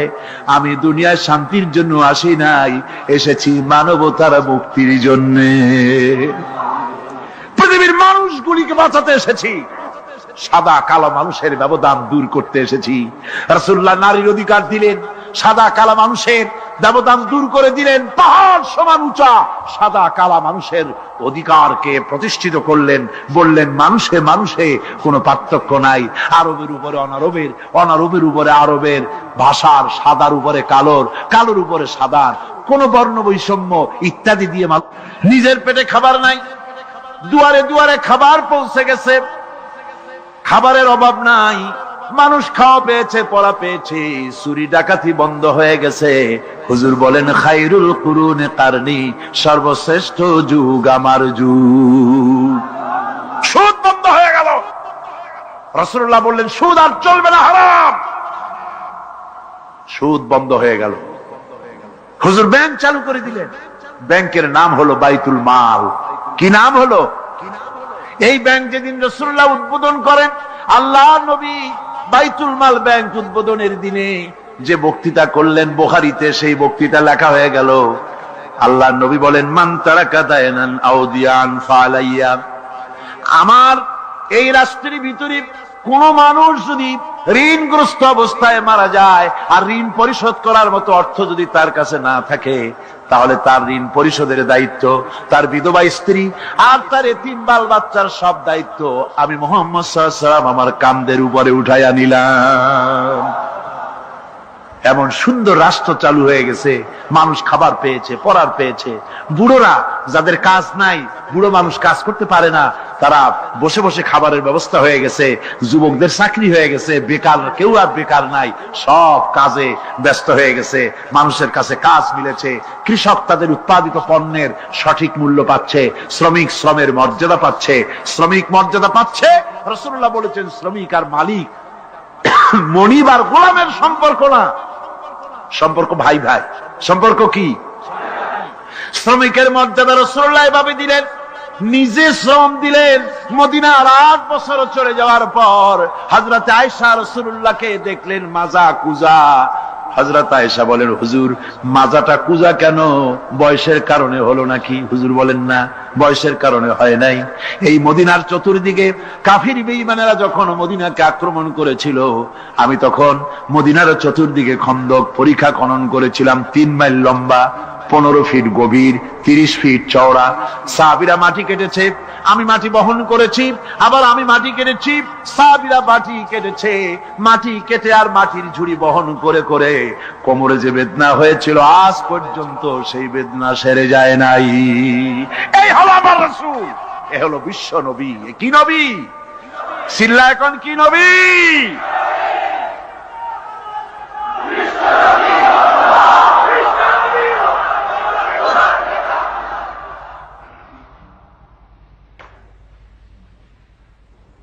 বিসমিল্লাহির রহমানির রহিম। সর্বযুগের সর্বকালের সর্বশ্রেষ্ঠ মহামানব রাহমাতুল্লিল আলামিন হযরত মুহাম্মদ সাল্লাল্লাহু আলাইহি ওয়াসাল্লাম, যার জীবনের প্রতিটি অংশে আছে শিক্ষা, মহান রব্বুল আলামিনের অকৃত্রিম বন্ধু রাসূলুল্লাহ সাল্লাল্লাহু আলাইহি ওয়াসাল্লামের জীবন থেকে শিক্ষা গ্রহণ আমাদের সবারই একান্ত কর্তব্য। এখন আমাদের সামনে রাসূল করিম সাল্লাল্লাহু আলাইহি ওয়াসাল্লামের জীবনের নানা দিক নিয়ে আলোচনা করছেন আন্তর্জাতিক খ্যাতিসম্পন্ন মুফাসসিরে কোরআন ও বিশিষ্ট ইসলামী চিন্তাবিদ হযরত মাওলানা দেলওয়ার হোসাইন সাঈদী। শব্দগ্রহণে মাহসিন সাউন্ড সিস্টেম, প্রযোজনায় সিএইচপি, পরিবেশনায় স্পন্দন অডিও ভিজুয়াল সেন্টার, ঢাকা। আল্লাহ রাব্বুল আলামিন বলেন মা ইয়ানতিকু আনিল হাওয়া ইন হুয়া ইল্লা ওয়াহিয়ুন ইউহা। আমার নবী নফসকে অনুসরণ করে, প্রবৃত্তিকে অনুসরণ করে কোনো কথা বলেন না। আমার নবী যেটা বলেন সেটা হলো ওহী। আমি যা বলতে বলি তাই তিনি বলেন। ওয়ালাউ তাকাওয়ালা আলাইনা বা'দাল আকাবিল। আমার নবী যদি নিজের থেকে বানিয়ে কোনো কথা যদি কোরআনের ভিতরে আমার নামে চালায় দিতেন, আমি আল্লাহ রাব্বুল আলামিন আমার নবীর ডান হাতকে চেপে ধরতাম, আর তার কণ্ঠ নালীকে আমি আল্লাহ রাব্বুল আলামিন কেটে ফেলে দিতাম। তিনি যা বলেছেন সব কার কথা? আল্লাহ পাকের কথা। তিনি হচ্ছেন গোটা বিশ্বের সর্বশ্রেষ্ঠ চরিত্রের আধার। তার চরিত্রের সার্টিফিকেট আল্লাহ পাক দিচ্ছেন। চরিত্রের সার্টিফিকেট কে দিলেন? আল্লাহ পাক দিচ্ছেন। কোরআনে কারীমের মধ্যে আল্লাহ রাব্বুল আলামিন বলেন, ওয়া ইন্নাকা লাআলা খুলুকিন আযীম। নবী হে, আপনি হচ্ছেন পুত পবিত্র চরিত্রের উপরে প্রতিষ্ঠিত। সুবহানাল্লাহ ওয়া বিহামদিহি। আপনি শ্রেষ্ঠ চরিত্রের উপরে প্রতিষ্ঠিত। দেখুন, রাসূল করিম সাল্লাল্লাহু আলাইহি ওয়াসাল্লাম নবুয়ত পাওয়ার পর যখন তিনি ঘরে প্রবেশ করেছেন, সর্বপ্রথম হযরত জিবরাইলের সঙ্গে জীবনের প্রথম দেখা, ভয় পেয়েছেন, শরীরে জ্বর এসেছে, এবং হযরতে খাদিজাকে গিয়ে বলছেন যে আমাকে ঢেকে দাও, আমি ভয় পেয়েছি। হযরতে খাদিজাতুল কুবরা রাদিয়াল্লাহু তাআলা আনহা তিনি রাসূলকে বলছেন, আবুল কাসেম, হে কাসেমের পিতা, আপনার ভয় পাওয়ার কোনো কারণ নাই। আপনাকে জিন বা শয়তান কোনো অনিষ্ট করতে পারে না, কারণ আপনি এতিমদেরকে, মিসকিনদেরকে খেতে দেন, আপনি বিধবাকে আশ্রয় দেন, আপনি প্রতিবেশীর হক আদায় করেন, আপনি আত্মীয়দের হক আদায় করেন। কি সার্টিফিকেট দিচ্ছেন? স্ত্রী তো স্বামীর জন্য ভালোবাসা দিতে পারে, মহব্বত দিতে পারে, জান দিতে পারে, কিন্তু ঈমান তো আনতে পারে না। ঈমান আনা তো এত সহজ ব্যাপার না। কিন্তু রাসূল করিম সাল্লাল্লাহু আলাইহি ওয়াসাল্লাম যখন তাকে তাওহীদের দাওয়াত দিলেন, রিসালাতের দাওয়াত দিলেন এবং বললেন আমি নবী, হযরত খাদিজা এক মুহূর্ত দেরি করেন। হযরতে খাদিজা তার কাছে রাসূলুল্লাহ যখন রিসালাতের দাওয়াত পেশ করলেন, সঙ্গে সঙ্গে হযরত খাদিজা পড়ে নিলেন, লা ইলাহা ইল্লাল্লাহু মুহাম্মাদুর রাসূলুল্লাহ। জোরে জোরে পড়েন, লা ইলাহা ইল্লাল্লাহ, লা ইলাহা ইল্লাল্লাহ।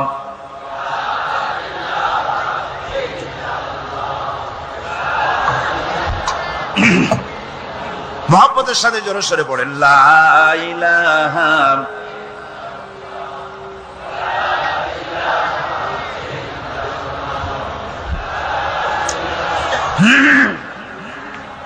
লা ইলাহা ইল্লাল্লাহু মুহাম্মাদুর রাসূলুল্লাহ। আমার বন্ধুগণ, রাসূল করিম সাল্লাল্লাহু আলাইহি ওয়াসাল্লামের উপরে স্ত্রী ঈমান আনলেন। খাদেম ছিলেন হযরত যায়েদ। খাদেম তো তার প্রভুর জন্য জান দিতে পারে, মাল দিতে পারে, মহব্বত করতে পারে, সব পারে। খাদেম ঈমান আনতে পারে না, যেহেতু খাদেমের কাছে তার সাহেবের ইনস এন্ড আউট, তার ভেতর বাইরে সবকিছুই পরিষ্কার থাকে। হযরতে রাসূলের খাদেম ছিলেন হযরতে যায়েদ। হযরত যায়েদ তার উপরে যখন 15 বছর খাদেম ছিলেন রাসূলুল্লাহ, হুজুর যখন তার কাছে দাওয়াত পেশ করলেন, যখন রিসালাতের দাওয়াত পেশ করলেন, তাওহীদের দাওয়াত দিলেন, খাদেম যায়েদ একটু চিন্তা করলেন না, সাথে সাথে পড়লেন লা ইলাহা ইল্লাল্লাহু মুহাম্মাদুর রাসূলুল্লাহ। রাসূলের বন্ধু ছিলেন হযরত আবু বকর সিদ্দিক রাদিয়াল্লাহু তাআলা আনহু। 20 বছরের বন্ধু। কত বছরের বন্ধু? 20 বছর। 20 বছর বসে একজন বন্ধু আর একজন বন্ধুকে চিনতে মোটেই কিছু বাকি থাকে না। হযরত আবু বকর রাদিয়াল্লাহু তাআলা আনহু তার কাছে যখন রাসূলুল্লাহ নবুয়তের দাওয়াত পেশ করলেন, হযরতে আবু বকর রাদিয়াল্লাহু তাআলা আনহু এক মুহূর্ত দেরি করেন নাই, বলেছেন আপনার চরিত্র নবুয়তের চরিত্র। আগেই বুঝতে পেরেছি সাধারণ মানুষের চরিত্র এমন হতে পারে না। তিনিও কালেমা পড়ে মুসলমান হয়ে গেলেন। সাহাবায়ে কেরাম রাসূলের প্রতি এই মোহাব্বত, এই শ্রদ্ধা তারা পোষণ করেছেন। নবী তার চরিত্র দিয়ে মানুষের সামনে নিজেকে প্রকাশ করেছেন। তার চরিত্র দুই রকম ছিল না, চরিত্র একরকম ছিল। ব্যক্তিগত চরিত্র আর পারিবারিক চরিত্র দুই রকম না। তার ব্যক্তিগত যে চরিত্র ওইটাই ছিল তার ঘরের চরিত্র, যেটা ছিল ঘরের সেটাই ছিল বাইরের। হযরত আয়েশা সিদ্দিকা রাদিয়াল্লাহু তাআলা আনহা সাহাবীদের প্রশ্নের জবাবে বলেছেন রাসূলের চরিত্র হচ্ছে কোরআন। রাসূলের চরিত্র কি? কোরআন। রাসূলুল্লাহ এই পৃথিবীতে কেন আসছেন? আসার কারণ হলো তিনি হচ্ছেন আদর্শ। আল্লাহর নবী বলেছেন লাকাদ কানা লাকুম ফি রাসূলিল্লাহি উসওয়াতুন হাসানাহ, তোমাদের জন্য গ্রহণযোগ্য মহত্তম আদর্শ হতেছে তোমাদের রাসূল। তোমাদের রাসূলের ভিতরেই তোমাদের আদর্শ রয়েছে। তার কাছ থেকে তোমরা আদর্শ গ্রহণ করো। তিনি এতিমের আদর্শ, শিশুর আদর্শ, কিশোরদের আদর্শ, যুবকের আদর্শ, তরুণের আদর্শ, বৃদ্ধের আদর্শ, পিতার আদর্শ, নানার আদর্শ, স্বামীর আদর্শ, সেনাপতির আদর্শ, শ্রমিকের আদর্শ, রাষ্ট্রপ্রধানেরও সকলের জন্য আদর্শ। যেই যুগে বেহাপনার উলঙ্গপনা দিয়েছিল সমাজ ভর্তি, আল্লাহর ঘর তাওয়াফ করে নারী আর পুরুষেরা উলঙ্গ হয়ে, সেই যুগে রাসূলুল্লাহ যখন কাবা শরীফ রিকনস্ট্রাকশন হচ্ছিল, পুনর্নির্মাণ হচ্ছিল, তখন তিনি বহন করছিলেন পাথরগুলি মাথায় করে। তার চাচা তাকে বললেন, তোমার তো বড্ড কষ্ট হচ্ছে, তুমি এখন এইটাকে ঘাড়ের উপরে, লুঙ্গিটা খুলা ঘাড়ের উপরে রেখে তারপর এটা বহন করো। হুজুর যখন লুঙ্গির গিরায় হাত দিয়েছেন খুলবেন এই চিন্তা করে ঘাড়ের উপরে রেখে পাথর বহন করবেন, লুঙ্গির গিটে হাত দিয়েছেন, খোলেন নাই। লুঙ্গির গিটের উপরে হাত রেখে তিনি চিন্তা করলেন, এতগুলি লোকের সামনে কাপড়টা খুললে পরে কি শরম হবে। কাপড়টা খোলেনি নাই, শুধু খুললে পরে কি লজ্জা হবে। এই আগাম শরমের অনুভূতিতে মুহাম্মদ সাল্লাল্লাহু আলাইহি ওয়াসাল্লাম বেহুশ হয়ে জমিনের উপরে পড়ে গেছে। আদর্শ কাকে বলে? শিশুর আদর্শ, কিশোরের আদর্শ, স্বামীর আদর্শ, পিতার আদর্শ, নানার আদর্শ, গোটা পৃথিবীর সমস্ত মানুষের আদর্শ রাসূল করিম সাল্লাল্লাহু আলাইহি ওয়াসাল্লাম। তার কাছে তিনি স্ত্রীদের আদর্শ ছিলেন, তিনি নানার আদর্শ ছিলেন। ইমাম হোসাইনকে তিনি কোলে নিচ্ছেন, ঘাড়ে উঠছে বাচ্চা, বুকের উপরে উঠছে। একজন সাহাবী বলছেন, হুজুর বাচ্চা পেলে আপনি এত আদর করেন, আমার তো ৬-৭টা ছেলে মেয়ে, আমি মোটে কোলেও নি না, আর জীবনে একবার সুমাও খাই না, আমার মোটে ইচ্ছাই করে না। হুজুর বললেন, আল্লাহ যদি তোমার দিলের মধ্যে রহম পয়দা না করেন তো আমি কি করতে পারি। হুজুর বাচ্চাকে নিয়ে আদর করছেন। ইমাম হোসাইনকে বলছেন, হোসাইন কে বড় বলো তো, তুমি বড় না আমি বড়? হোসাইন বলছেন, নানাজি আমি আপনার থেকে বড়। আশ্চর্য কথা, তুমি আমার থেকে বড় কিভাবে? হোসাইন বলছেন, নানাজি বলুন তো আপনার পিতার নাম কি? হুজুর বলছেন, আমার পিতার নাম আব্দুল্লাহ। হোসাইন বলছেন, এই আব্দুল্লাহ এই পর্যন্তই শেষ, আপনি তো আমার পিতার মতো পিতা পান নাই, আমার আব্বার মতো আব্বা আপনার আছে। আমার আব্বাকে বলা হয় আসাদুল্লাহিল গালিব, সমস্ত কাফেরদের জন্য বিজয়ী বীর বাঘ আমার আব্বা। এবং আমার আব্বা সম্পর্কে আপনি বলেছেন, আনা মাদিনাতুল ইলম ওয়া আলিয়ুম বাবুহা, আমি হচ্ছে একটি জ্ঞানের রাজ্য আর আলী হচ্ছে সেই রাজ্যে প্রবেশের প্রধান তোরণ। আমার বাপের মতো বাপ আছে আপনার? হুজুর আশ্চর্য হয়ে গেলেন, বাচ্চা বলে কি? হোসেন বলছেন, নানাজি এবার কোন তো দেখি, এবার বলুন তো দেখি আপনার মায়ের নাম কি? হুজুর বলছেন, আমার মায়ের নাম আমেনা। হযরত হোসেন বলছেন, এই আমেনা পর্যন্তই শেষ, কয়জনে চিনবে কর? আমার মায়ের মতো একটা মা আপনার আছে? আমার মায়ের মতো একটা মা আপনি পেয়েছেন? আমার মাকে চেনেন? আমার মা হচ্ছেন জান্নাতের সাইয়্যিদাতুন নিসা, জান্নাতের সমস্ত মহিলাদের সরদারিনী আমার মা ফাতিমাতুজ জাহরা রাদিয়াল্লাহু তাআলা আনহা। আমার মায়ের মতো একটা মা আপনি পেয়েছেন? হোসেন বলছেন, নানাজি আরো বলবো নাকি? কয় হ্যাঁ বলো।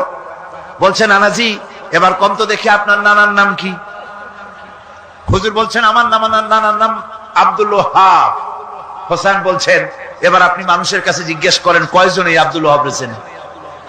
আপনি কি আমার নানার মতো একটা নানা পেয়েছেন? আমার নানাকে আপনি জানেন? আমার নানা সাইয়্যিদুল মুরসালিন, আশরাফুল আম্বিয়া, রাহমাতুল লিল আলামিন, বিশ্বনবী জনাবে মুহাম্মদ রাসূলুল্লাহ সাল্লাল্লাহু আলাইহি ওয়াসাল্লাম।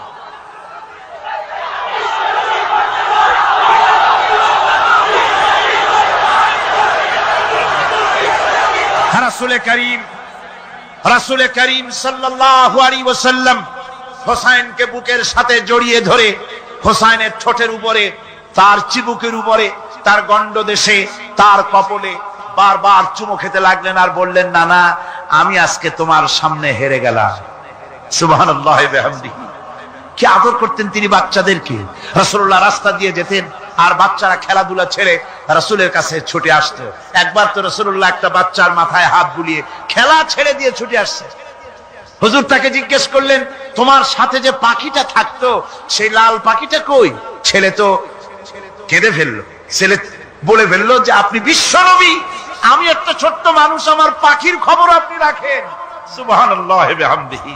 রাসূলুল্লাহ তার চরিত্র দিয়ে মানুষকে জয় করেছিলেন, মহব্বত দিয়ে। তরবারি দিয়ে ইসলাম প্রতিষ্ঠিত হয় নাই, ইসলাম এসেছে মহব্বত দিয়ে, উদারতা দিয়ে, ভালোবাসা দিয়ে। তরবারি দিয়ে ইসলাম বিজয় হয় নাই পৃথিবীর বুকে।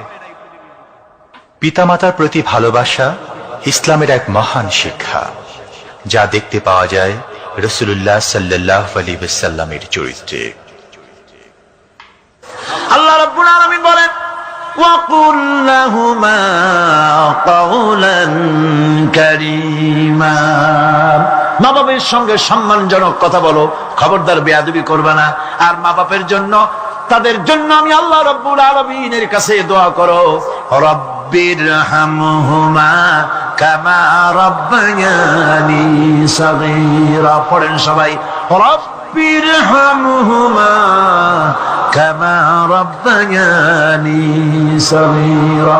আল্লাহ রাব্বুল আলামিন শিখাই দিলেন বান্দারে, তোর মা বাপের জন্য আমার কাছে দোয়া কর, আয় আল্লাহ আমার মা বাপ যেমন ছোট্টবেলায় আমাকে স্নেহের কোলে লালন পালন করেছে, মাবুদ গো আমার মা বাপকে তোমার রহমতের কোলে লালন পালন করো।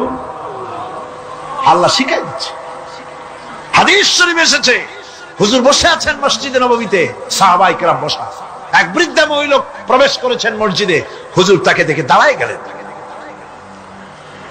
মহিলা আসার পর নবীজি নিজের গায়ের চাদর বিছিয়ে দিলেন।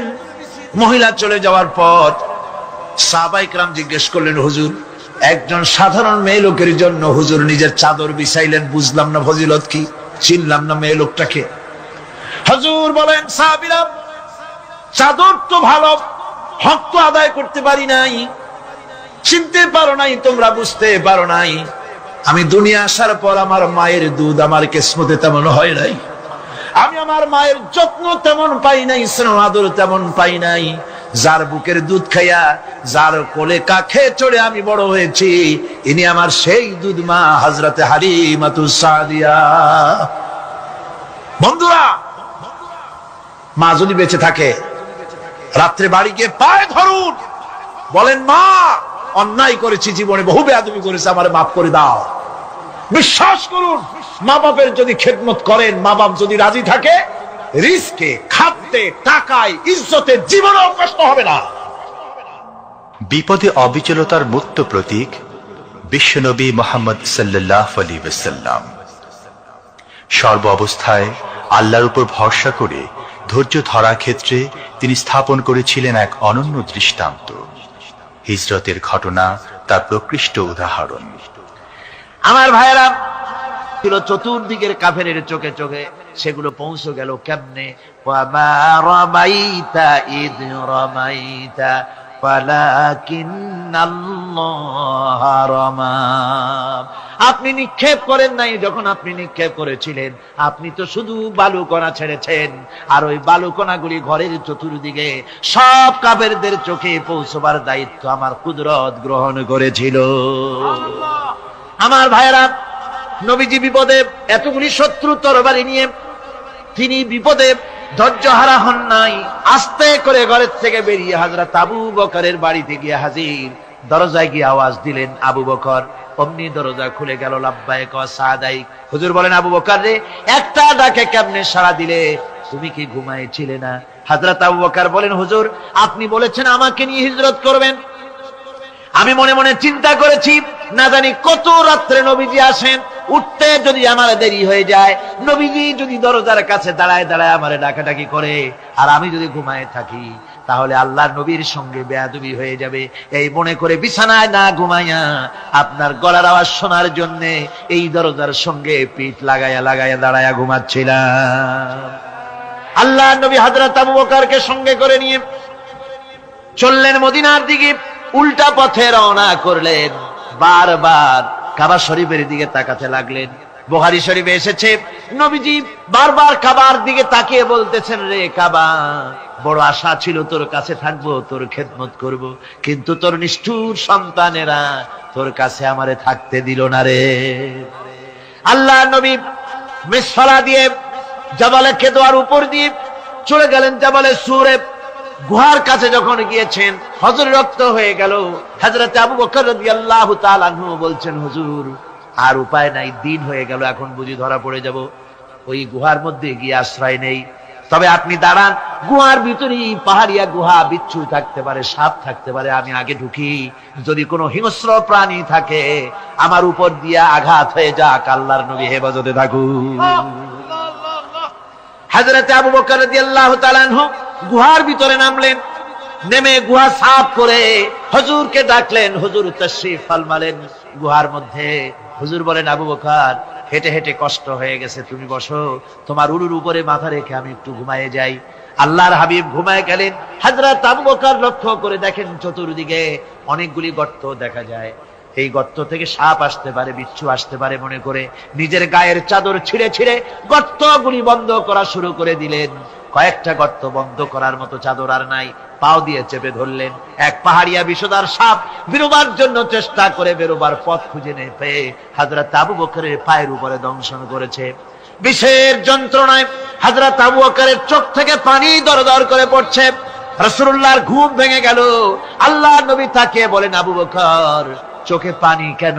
বাড়ির কথা বুঝি মনে পড়ে গেছে? হযরত আবু বকর বলেন, ইয়া রাসূলুল্লাহ, আল্লাহর নামে কসম করে বলি, যেই দিন আমি ঈমান এনেছি ওই দিন থেকে আমার মা বাপ, আমার কোলে আমার সন্তান, আমার স্ত্রী, আমার জায়গা জমি ঘর বাড়ি, এমনকি আমার নিজের আত্মার চাইতে হুজুর আপনারে ভালোবাসি বেশি। তাহলে কাঁদো কেন? হযরত আবু বকর বলেন, হুজুর, বাড়ির জন্য কাঁদি না, ছেলে পেলের জন্য কাঁদি না, সাপে দংশন করেছে, যন্ত্রণায় কাঁদতেছি। আল্লাহর নবী সঙ্গে সঙ্গে মুখ থেকে থুতু বার করে যন্ত্রণার জায়গায় লাগাই দিলেন। সঙ্গে সঙ্গে যন্ত্রণা বন্ধ হয়ে গেল। হুজুর বললেন, আবু বকর, প্রথম যখন তোমার এই আঘাত করেছিল সাপে, আমাকে কেন তাড়াতাড়ি বলো নাই? এতক্ষণ তো তোমার কষ্ট হতো না। হযরত আবু বকর বলেন, ইয়া রাসূলুল্লাহ, ওটা তো সাপে কাটার যন্ত্রণা, ওই যন্ত্রণায় আমার রক্ত জ্বলতেছে, যন্ত্রণায় যন্ত্রণায় আমার কলেজাটা যদি ফেটেও যেত, আল্লাহর হাবিব আরাম ফরমাচ্ছিলেন, আমি তাকে আরামে বিঘ্ন ঘটাতে পারতাম না। আমার ভাইয়েরা, হযরতে আবু বকর, হযরতে রাসূল দুজন বসে আছেন। এমনি সময় কাফের বেঈমানেরা খুঁজতে খুঁজতে জায়গা মতো এসে গেছে। একজনে বলে ভিতরে আছে, আর একজনে বলে নাই। পায়ের যদি থাকবে তাহলে মাকড়সায় জাল বুনালো কি করে, পাখি ডিম পেড়ে বসে আছে কি করে, তাদের সন্দেহ হতে লাগলো। এর মধ্যে নাই, একজন বলে আছে আর একজন বলে নাই। হযরত আবু বকর ভয়ের চোটে কেঁদে ফেলেছেন, হুজুর আর উপায় নাই। এই যে অবস্থান, এই অবস্থার ভিতরে, এই অবস্থার ভেতরেও আল্লাহ নবী এতটুকু ঘাবড়ে যান নাই।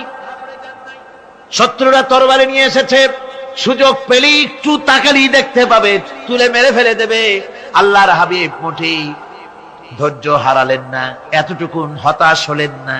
আল্লাহ পাকের হাবিব তার সাথীকে কি বললেন? তখন কোরআনে কারীম সূরা তাওবার মধ্যে আল্লাহ তা উদ্ধৃত করেছেন মুমিনদের জন্য, ইযহুমা ফিল গার ইয ইয়াকুলু লিসাহিবিহি লা তাহজান ইন্নাল্লাহা মা'ানা।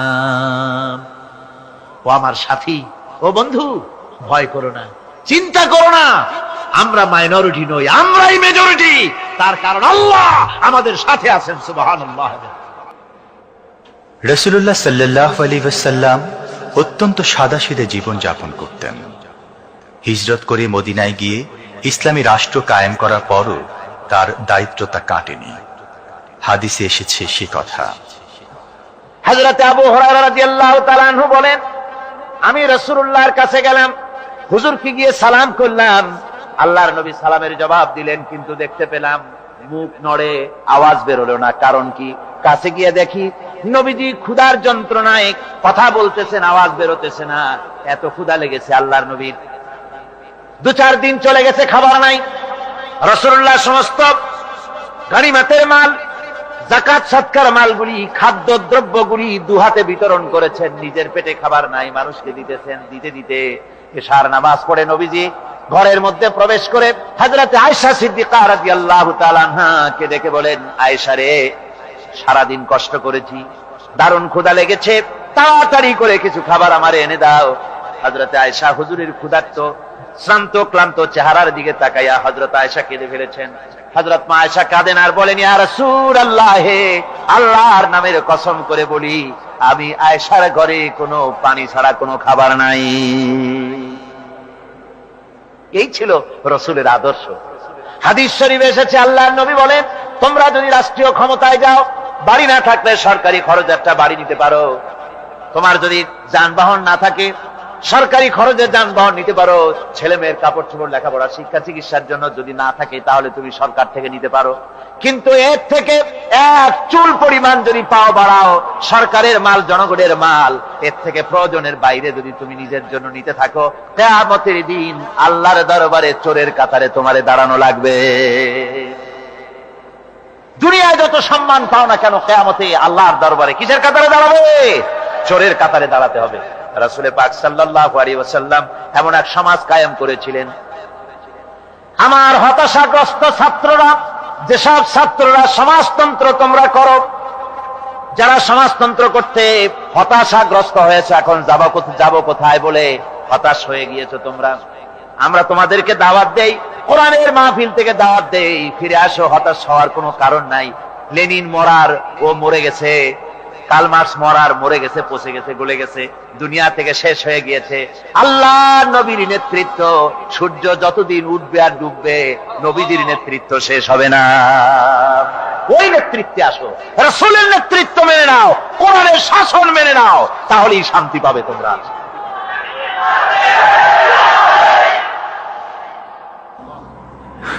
আল্লাহর নবী দুপুরে আরাম করতেছিলেন। হযরত ওমর বলেন, আমি দেখতে গিয়েছিলাম রাসূলুল্লাহকে, আমি যাই সালাম দিলাম, হুজুর উঠে বসলেন। আমি দেখি খেজুরের পাতা দিয়া বুনানো দড়ি, সেই দড়ি দিয়া বুনানো খাটিয়া এখনো মক্কা মদিনায় আছে, যারা হজ করতে গেছেন দেখেছেন। ওই দড়ি দিয়া বুনানো খাটিয়া, ওর উপরে তোশক নাই, বিছানার চাদর নাই, নিজের হাত মোবারক মাথার তলে দিয়া রাসূল শুয়ে আছেন। ওমরকে দেখে হুজুর উঠে বসলেন। ওমর বলেন, আমি রাসূলের পিঠের দিকে তাকায় দেখি দড়িগুলোর দাগ কেটে আছে। আমি সহ্য করতে পারলাম না, আমি শিশুর মতো ডুকরে কেঁদে উঠলাম, বললাম, ইয়া রাসূলুল্লাহ, এই পৃথিবীর কাফির বেঈমানেরা এত শান্তি করলো দুনিয়ায়, আর আল্লাহর হাবিবের পিঠে দড়ির দাগ বরদাস্ত করতে পারছি না। আপনি আমার অনুমতি দেন, একটা তোশক আপনার জন্য বানায় দেই। হুজুর আমার বলেন, ওমর রে, শোনো, দুনিয়ায় শান্তি করার জন্য আমি আসি নাই। আমি যদি হুকুম করি উহুদ পাহাড় আমার জন্য সোনায় পরিণত হয়ে যা, উহুদ পাহাড়টা আমার জন্য সোনা হয়ে যেতে পারে। আমি দুনিয়ায় শান্তির জন্য আসি নাই, এসেছি মানবতার মুক্তির জন্য। পৃথিবীর মানুষগুলিকে বাঁচাতে এসেছি, সাদা কালো মানুষের ব্যবধান দূর করতে এসেছি। রাসূলুল্লাহ নারীর অধিকার দিলেন, সাদা কালা মানুষের ব্যবধান দূর করে দিলেন। পাহাড় সমান উঁচা সাদা কালা মানুষের অধিকারকে প্রতিষ্ঠিত করলেন, বললেন মানুষে মানুষে কোনো পার্থক্য নাই। আরবের উপরে অনারবের, অনারবের উপরে আরবের, ভাষার, সাদার উপরে কালোর, কালোর উপরে সাদার, কোন বর্ণ বৈষম্য ইত্যাদি দিয়ে মানুষের ফজিলত হয় না। মানুষের মর্যাদা বাড়ে, ইন্না আকরামাকুম ইনদাল্লাহি আতকাকুম। মানুষের মধ্যে মর্যাদা তোমাদের মধ্যে আল্লাহর কাছে তার, যে ব্যক্তি তোমাদের মধ্যে আল্লাহকে বেশি ভয় করে। সুবহানাল্লাহ কোন, সুবহানাল্লাহ কোন। আমার ভাইয়েরা, নবীজি মদিনা মুনাওয়ারায় ইসলামী রাষ্ট্রের রাষ্ট্রপ্রধান হয়েছেন। আজ বাজারে যেতেছেন, যাওয়ার সময় ডেকে ডেকে বলেন, বিধবাদের বাড়ির সামনে দিয়ে যায়, তোমাদের বাজার লাগবে নাকি? এতিমের বাড়ির সামনে থেকে যায়, তোমাদের বাজার লাগবে নাকি? আমারে বলো, আমি বাজার করে এনে দেব। নিজের পেটে খাবার নাই, দুয়ারে দুয়ারে খাবার পৌঁছে গেছে, খাবারের অভাব নাই, মানুষ খাওয়া পেয়েছে, পড়া পেয়েছে, চুরি ডাকাতি বন্ধ হয়ে গেছে। হুজুর বলেন, খায়রুল কুরুনে কারনি, সর্বশ্রেষ্ঠ যুগ আমার যুগ। সুদ বন্ধ হয়ে গেল। রাসূলুল্লাহ বললেন, সুদ আর চলবে না, হারাম। সুদ বন্ধ হয়ে গেল। হুজুর ব্যাংক চালু করে দিলেন। ব্যাংকের নাম হলো বাইতুল মাল। কি নাম হলো?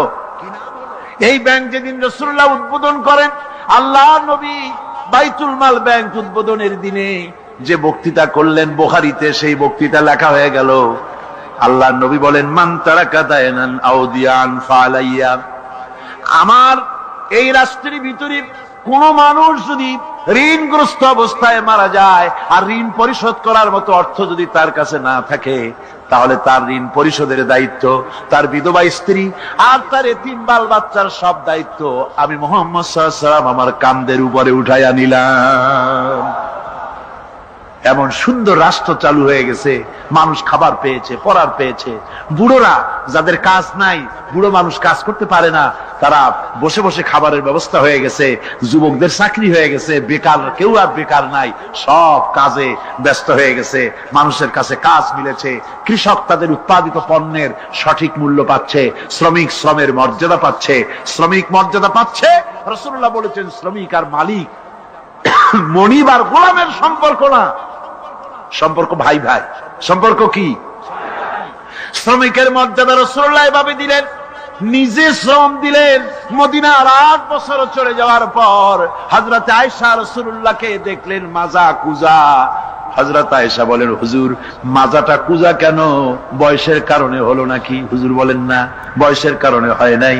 এই মদিনার চতুর্দিকে কাফির বেঈমানেরা যখন মদিনাকে আক্রমণ করেছিল, আমি তখন মদিনার চতুর্দিকে খন্দক পরিখা খনন করেছিলাম, 3 মাইল লম্বা, 15 ফিট গভীর, 30 ফিট চওড়া। সাহাবীরা মাটি কেটেছে, আমি মাটি বহন করেছি, আবার আমি মাটি কেটেছি, সাহাবীরা মাটি কেটেছে। মাটি কেটে আর মাটির ঝুড়ি বহন করে করে কোমরে যে বেদনা হয়েছিল, আজ পর্যন্ত সেই বেদনা সেরে যায় নাই। এই হলো আমার রাসূল, এ হলো বিশ্ব নবী। কি নবী? সিল্লা এখন কি নবী?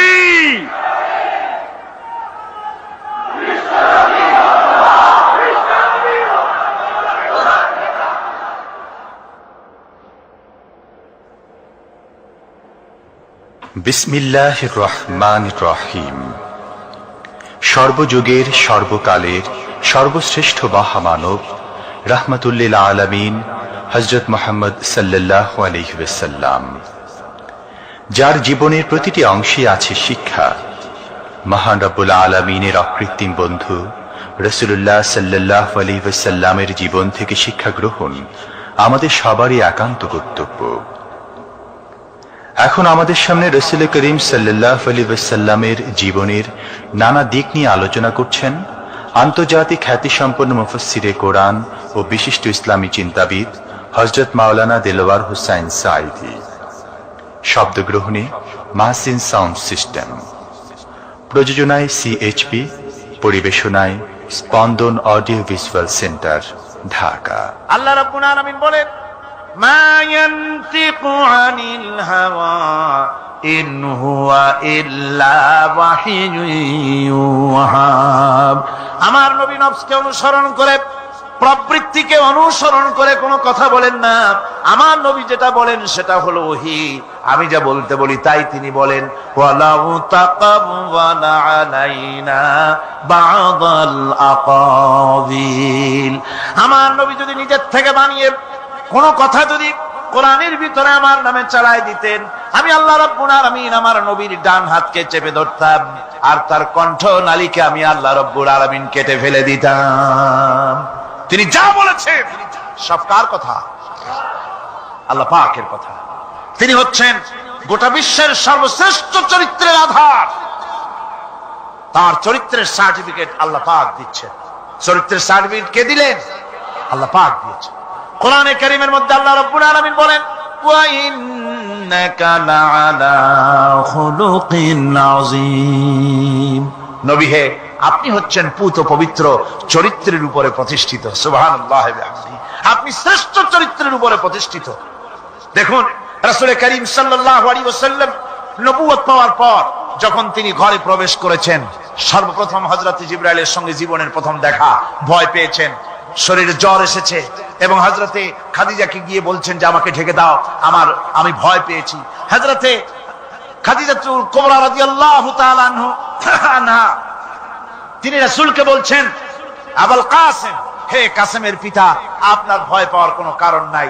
আপনাকে জিন বা শয়তান কোনো অনিষ্ট করতে পারে না, কারণ আপনি এতিমদেরকে, মিসকিনদেরকে খেতে দেন, আপনি বিধবাকে আশ্রয় দেন, আপনি প্রতিবেশীর হক আদায় করেন, আপনি আত্মীয়দের হক আদায় করেন। কি সার্টিফিকেট দিচ্ছেন? স্ত্রী তো স্বামীর জন্য ভালোবাসা দিতে পারে, মহব্বত দিতে পারে, জান দিতে পারে, কিন্তু ঈমান তো আনতে পারে না। ঈমান আনা তো এত সহজ ব্যাপার না। কিন্তু রাসূল করিম সাল্লাল্লাহু আলাইহি ওয়াসাল্লাম যখন তাকে তাওহীদের দাওয়াত দিলেন, রিসালাতের দাওয়াত দিলেন এবং বললেন আমি নবী, হযরত খাদিজা এক মুহূর্ত দেরি করেন।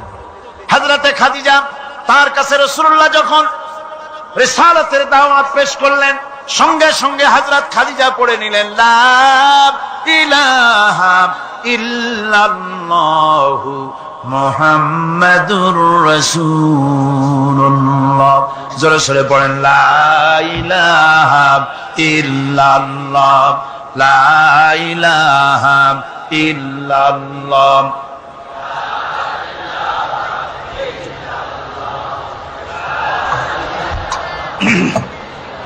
মুহাব্বতের সাথে জোরে সোরে পড়েন লা ইলাহা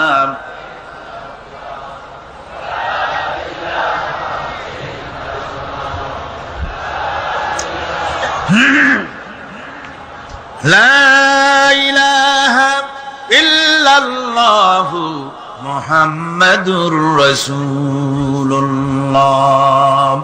আমার বন্ধুগণ, রাসূল করিম সাল্লাল্লাহু আলাইহি ওয়াসাল্লামের উপরে স্ত্রী ঈমান আনলেন। খাদেম ছিলেন হযরতে যায়েদ।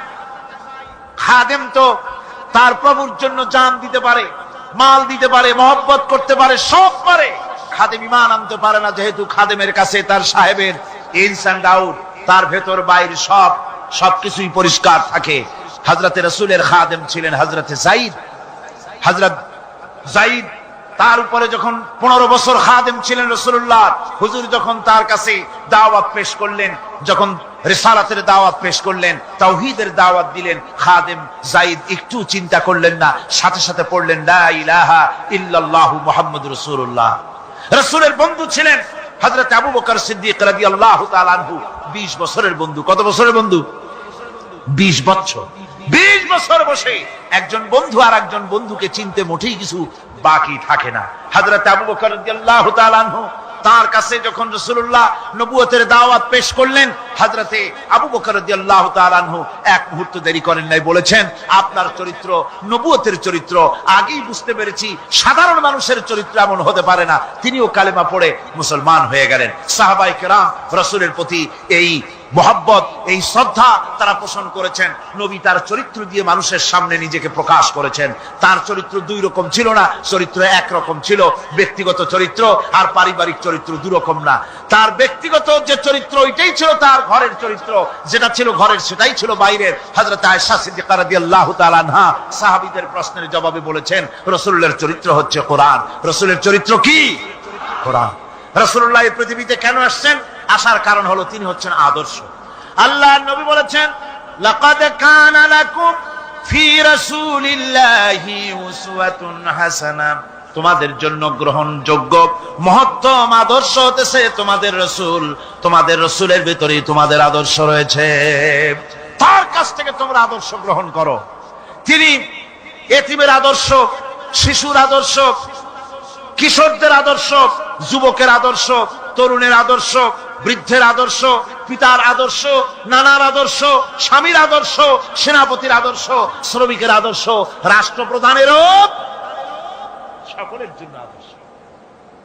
যেই যুগে বেহাপনার উলঙ্গপনা দিয়েছিল সমাজ ভর্তি, আল্লাহর ঘর তাওয়াফ করে নারী আর পুরুষেরা উলঙ্গ হয়ে, সেই যুগে রাসূলুল্লাহ যখন কাবা শরীফ রিকনস্ট্রাকশন হচ্ছিল, পুনর্নির্মাণ হচ্ছিল, তখন তিনি বহন করছিলেন পাথরগুলি মাথায় করে। তার চাচা তাকে বললেন তোমার তো বড্ড কষ্ট হচ্ছে, তুমি এখন এইটাকে ঘাড়ের উপরে, লুঙ্গিটা খুলা ঘাড়ের উপরে রেখে তারপর এটা বহন করো। হুজুর যখন লুঙ্গির গিরায় হাত দিয়েছেন খুলবেন এই চিন্তা করে, ঘাড়ের উপরে রেখে পাথর বহন করবেন, লুঙ্গির গিটে হাত দিয়েছেন, খোলেন নাই। লুঙ্গির গিটের উপরে হাত রেখে তিনি চিন্তা করলেন এতগুলি লোকের সামনে কাপড়টা খুললে পরে কি শরম হবে। কাপড়টা খোলেনি নাই, শুধু খুললে পরে কি লজ্জা হবে। এই আগাম শরমের অনুভূতিতে মুহাম্মদ সাল্লাল্লাহু আলাইহি ওয়াসাল্লাম বেহুশ হয়ে জমিনের উপরে পড়ে গেছে। আদর্শ কাকে বলে? শিশুর আদর্শ, কিশোরের আদর্শ, স্বামীর আদর্শ, পিতার আদর্শ, নানার আদর্শ, গোটা পৃথিবীর সমস্ত মানুষের আদর্শ রাসূল করিম সাল্লাল্লাহু আলাইহি ওয়াসাল্লাম। তার কাছে তিনি স্ত্রীদের আদর্শ ছিলেন, তিনি নানার আদর্শ ছিলেন। ইমাম হোসাইনকে তিনি কোলে নিচ্ছেন, ঘাড়ে উঠছে বাচ্চা, বুকের উপরে উঠছে। একজন সাহাবী বলছেন, হুজুর বাচ্চা পেলে আপনি এত আদর করেন, আমার তো ৬-৭টা ছেলে মেয়ে, আমি মোটে কোলেও নি না, আর জীবনে একবার সুমাও খাই না, আমার মোটে ইচ্ছাই করে না। হুজুর বললেন, আল্লাহ যদি তোমার দিলের মধ্যে রহম পয়দা না করেন তো আমি কি করতে পারি? হুজুর বাচ্চাকে নিয়ে আদর করছেন। ইমাম হোসাইনকে বলছেন, হোসাইন কে বড় বলো তো, তুমি বড় না আমি বড়?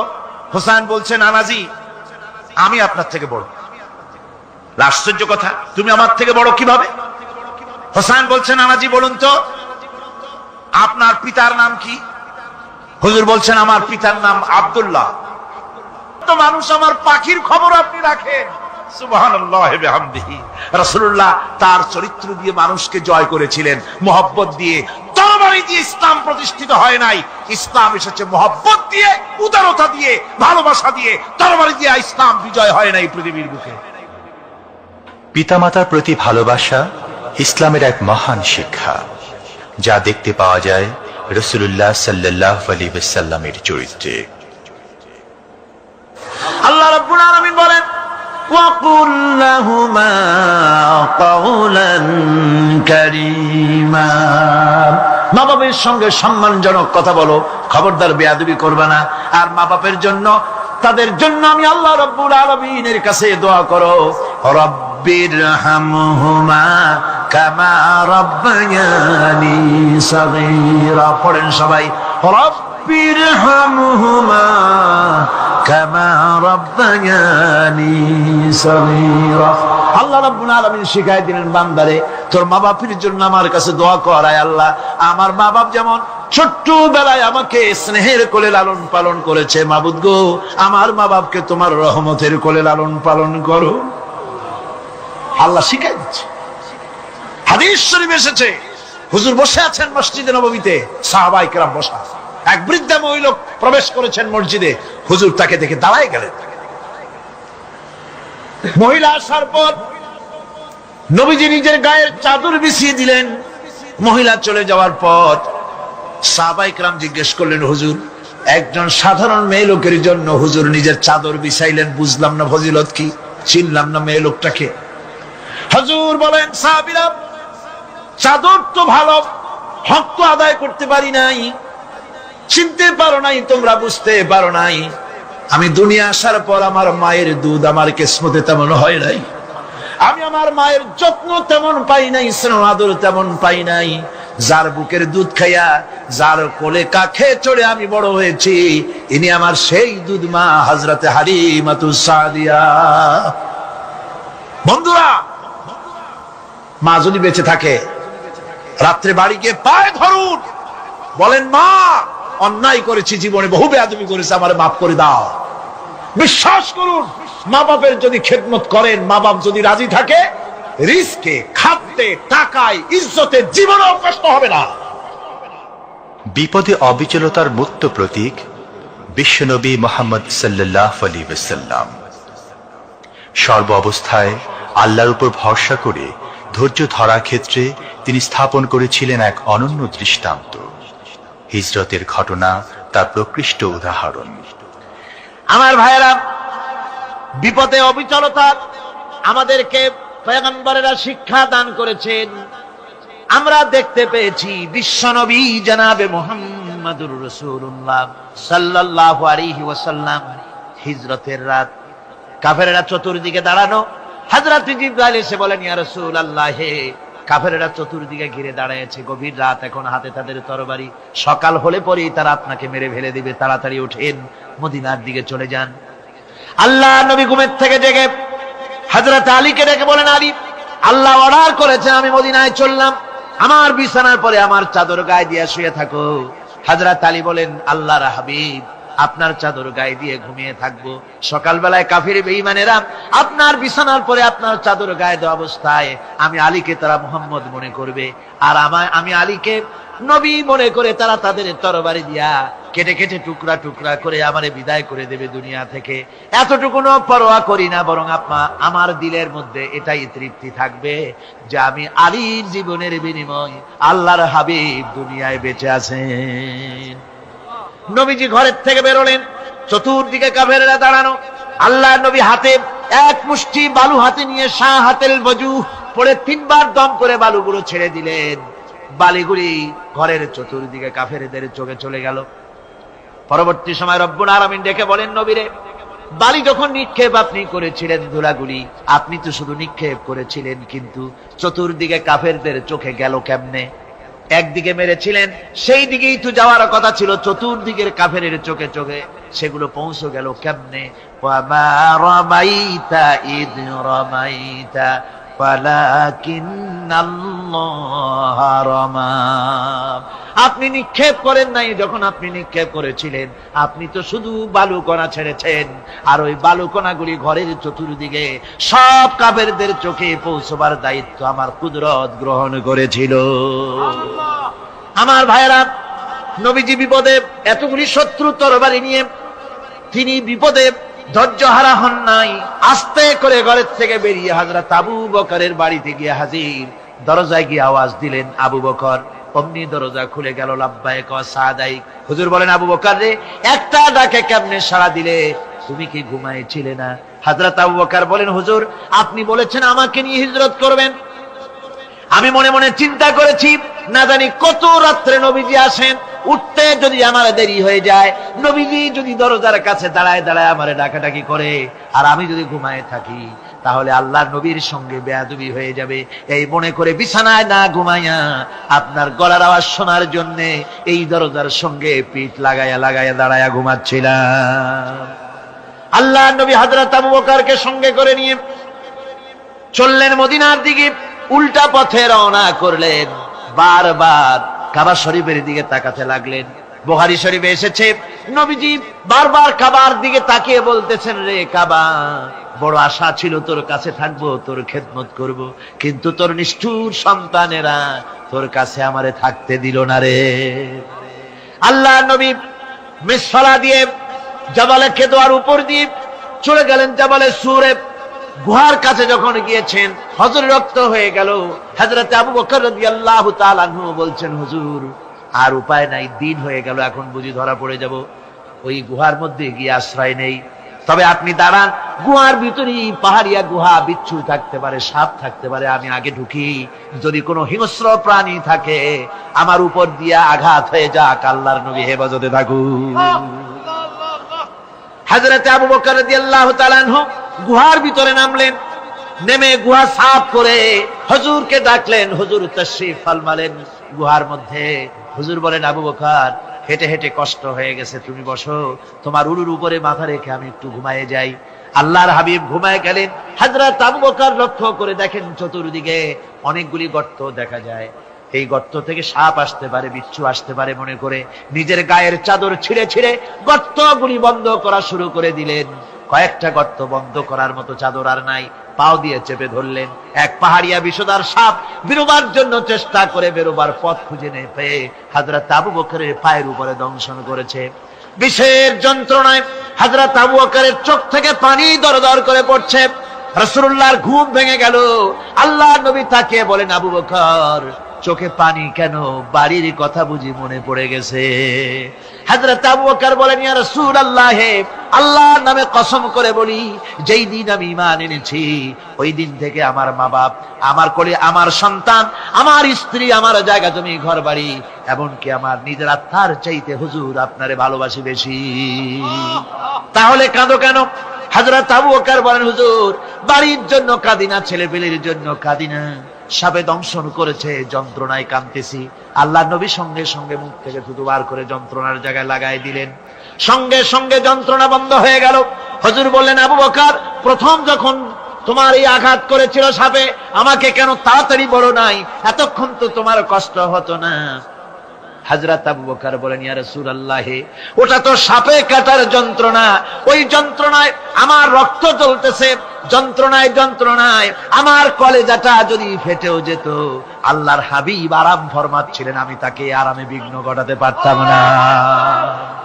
আমার ভাইয়েরা, হযরত আবু বকর, হযরত রাসূল দুজন বসে আছেন। এমনি সময় কাফের বেঈমানেরা খুঁজতে খুঁজতে জায়গা মতো এসে গেছে। একজনে বলে ভিতরে আছে, আর একজনে বলে নাই। পায়ের যদি থাকবে তাহলে মাকড়সায় জাল বুনালো কি করে? পাখি ডিম পেড়ে বসে আছে কি করে তাদের সন্দেহ হতে লাগলো। এর মধ্যে নাই একজন বলে আছে আর একজন বলে নাই। হযরত আবু বকর ভয়ের চোটে কেঁদে ফেলেছেন, হুজুর আর উপায় নাই। এই যে অবস্থা, এই অবস্থার ভেতরেও আল্লাহ নবী এতটুকু ঘাবড়ে যান নাই। শত্রুরা তরবারি নিয়ে এসেছে, সুযোগ পেলেই একটু তাকালেই দেখতে পাবে, তুলে মেরে ফেলে দেবে। আল্লাহর হাবিব মোটেই ধৈর্য হারালেন না, এতটুকু হতাশ হলেন না। আল্লাহ পাকের হাবিব তার সাথীকে কি বললেন তখন কোরআনে কারীম সূরা তাওবার মধ্যে আল্লাহ তা উদ্ধৃত করেছেন মুমিনদের জন্য। ইযহুমা ফিল গার ইয ইয়াকুলু লিসাহিবিহি লা তাহজান ইন্নাল্লাহা মা'ানা। ও আমার সাথী, ও বন্ধু, ভয় করো না, চিন্তা করো না, আমরা মাইনরিটি নই, আমরাই মেজরিটি। তার কারণ আল্লাহ আমাদের সাথে আছেন। সুবহানাল্লাহ। রাসূলুল্লাহ সাল্লাল্লাহু আলাইহি ওয়াসাল্লাম অত্যন্ত সাদাসিধে জীবন যাপন করতেন। হিজরত করে মদিনায় গিয়ে ইসলামী রাষ্ট্র কায়েম করার পরও তার দায়িত্বটা কাটেনি। হাদিসে এসেছে সে কথা। হযরত আবু হুরায়রা রাদিয়াল্লাহু তাআলা আনহু বলেন, আমি রাসূলুল্লাহর কাছে গেলাম, হুজুরকে গিয়ে সালাম করলাম। আল্লাহর নবী সালামের জবাব দিলেন, কিন্তু দেখতে পেলাম মুখ নড়ে, আওয়াজ বেরোলো না। কারণ কি? কাছে গিয়ে দেখি নবীজি ক্ষুধার যন্ত্রণায় কথা বলতেছেন, আওয়াজ বেরোতেছে না। এত ক্ষুধা লেগেছে আল্লাহর নবীর। 2-4 দিন চলে গেছে, খাবার নাই। রাসূলুল্লাহ সমস্ত গনিমতের মাল, যাকাত সদকার মালগুলি, খাদ্য দ্রব্যগুলি দুহাতে বিতরণ করেছেন। নিজের পেটে খাবার নাই, মানুষকে দিতেছেন। দিতে দিতে এশার নামাজ পড়ে নবীজি ঘরের মধ্যে প্রবেশ করে হযরত আয়েশা সিদ্দিকা রাদিয়াল্লাহু তাআলা আনহাকে ডেকে বলেন, আয়েশা রে, সারাদিন কষ্ট করেছি, দারুণ ক্ষুধা লেগেছে, তাড়াতাড়ি করে কিছু খাবার আমারে এনে দাও। হযরত আয়েশা হুজুরের ক্ষুধার্ত শ্রান্ত ক্লান্ত চেহারার দিকে তাকাইয়া হযরত আয়েশা কেঁদে ফেলেছেন। হযরত মা আয়েশা কাঁদেন আর বলেন, ইয়া রাসূলুল্লাহ, হে আল্লাহর নামের কসম করে বলি, আমি আয়েশার ঘরে কোনো পানি ছাড়া কোনো খাবার নাই।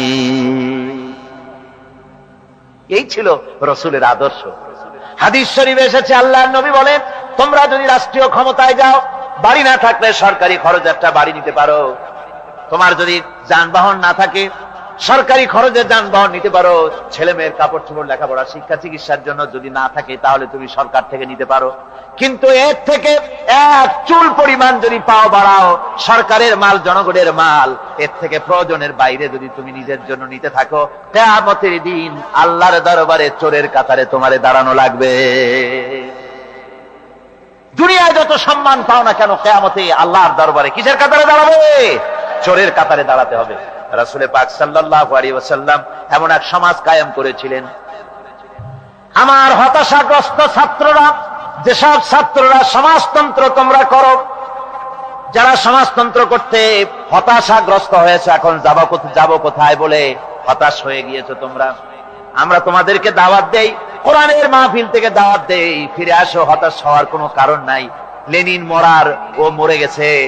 কার্ল মার্কস মরার, মরে গেছে, পচে গেছে, গলে গেছে, দুনিয়া থেকে শেষ হয়ে গিয়েছে।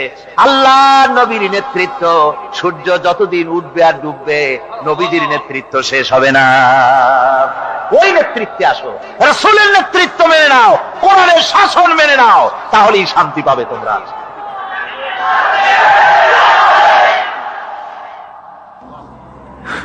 আল্লাহর নবী দুপুরে আরাম করতেছিলেন। হযরত ওমর বলেন, আমি দেখতে গিয়েছিলাম রাসূলুল্লাহকে, আমি যাই সালাম দিলাম, হুজুর উঠে বসলেন। আমি দেখি খেজুরের পাতা দিয়া বুনানো দড়ি, সেই দড়ি দিয়া বুনানো খাটিয়া এখনো মক্কা মদিনায় আছে, যারা হজ করতে গেছেন দেখেছেন। ওই দড়ি দিয়া বুনানো খাটিয়া, ওর উপরে তোশক নাই, বিছানার চাদর নাই, নিজের হাত মোবারক মাথার তলে দিয়া রাসূল শুয়ে আছেন। ওমরকে দেখে হুজুর উঠে বসলেন।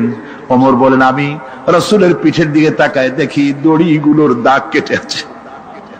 আমি সহ্য করতে পারলাম না, আমি শিশুর মতো ডুকরে কেঁদে উঠলাম, বললাম, ইয়া রাসূলুল্লাহ, হে, এই পৃথিবীর কাফির বেঈমানেরা এত শান্তি করলো দুনিয়ায়, আর আল্লাহর হাবিবের পিঠে দড়ির দাগ বরদাস্ত করতে পারছি না। আপনি আমার অনুমতি দেন, একটা তোশক আপনার জন্য বানায় দেই। হুজুর আমার বলেন, ওমর রে শোনো, দুনিয়ায় শান্তি করার জন্য আমি আসি নাই। আমি যদি হুকুম করি উহুদ পাহাড় আমার জন্য সোনায় পরিণত হয়ে যা, উহুদ পাহাড়টা আমার জন্য সোনা হয়ে যেতে পারে। আমি দুনিয়ায় শান্তির জন্য আসি নাই, এসেছি মানবতার মুক্তির জন্যে। পৃথিবীর মানুষগুলিকে বাঁচাতে এসেছি, সাদা কালো মানুষের ব্যবধান দূর করতে এসেছি। রাসূলুল্লাহ নারীর অধিকার দিলেন, সাদা কালা মানুষের ব্যবধান দূর করে দিলেন। পাহাড় সমান উঁচা সাদা কালা মানুষের অধিকারকে প্রতিষ্ঠিত করলেন, বললেন মানুষে মানুষে কোনো পার্থক্য নাই। আরবের উপরে অনারবের, অনারবের উপরে আরবের, ভাষার সাদার উপরে কালোর, কালোর উপরে সাদার, কোন বর্ণ বৈষম্য ইত্যাদি দিয়ে মানুষের ফজিলত হয় না। মানুষের মর্যাদা বাড়ে। ইন্না আকরামাকুম ইনদাল্লাহি আতকাকুম। মানুষের মধ্যে মর্যাদা তোমাদের মধ্যে আল্লাহর কাছে তার যে ব্যক্তি তোমাদের মধ্যে আল্লাহকে বেশি ভয় করে। সুবহানাল্লাহ কোন, সুবহানাল্লাহ কোন। আমার ভাইয়েরা, নবীজি মদিনা মুনাওয়ারায় ইসলামী রাষ্ট্রের রাষ্ট্রপ্রধান হয়েছেন। আজ বাজারে যেতেছেন, যাওয়ার সময় ডেকে ডেকে বলেন, বিধবাদের বাড়ির সামনে দিয়ে যায়, তোমাদের বাজার লাগবে নাকি? এতিমের বাড়ির সামনে থেকে যায়, তোমাদের বাজার লাগবে নাকি? আমারে বলো, আমি বাজার করে এনে দেব। নিজের পেটে খাবার নাই, দুয়ারে দুয়ারে খাবার পৌঁছে গেছে, খাবারের অভাব নাই, মানুষ খাওয়া পেয়েছে, পড়া পেয়েছে, চুরি ডাকাতি বন্ধ হয়ে গেছে। হুজুর বলেন, খায়রুল কুরুনে কারনি, সর্বশ্রেষ্ঠ যুগ আমার যুগ। সুদ বন্ধ হয়ে গেল। রাসূলুল্লাহ বললেন, সুদ আর চলবে না, হারাম। সুদ বন্ধ হয়ে গেল।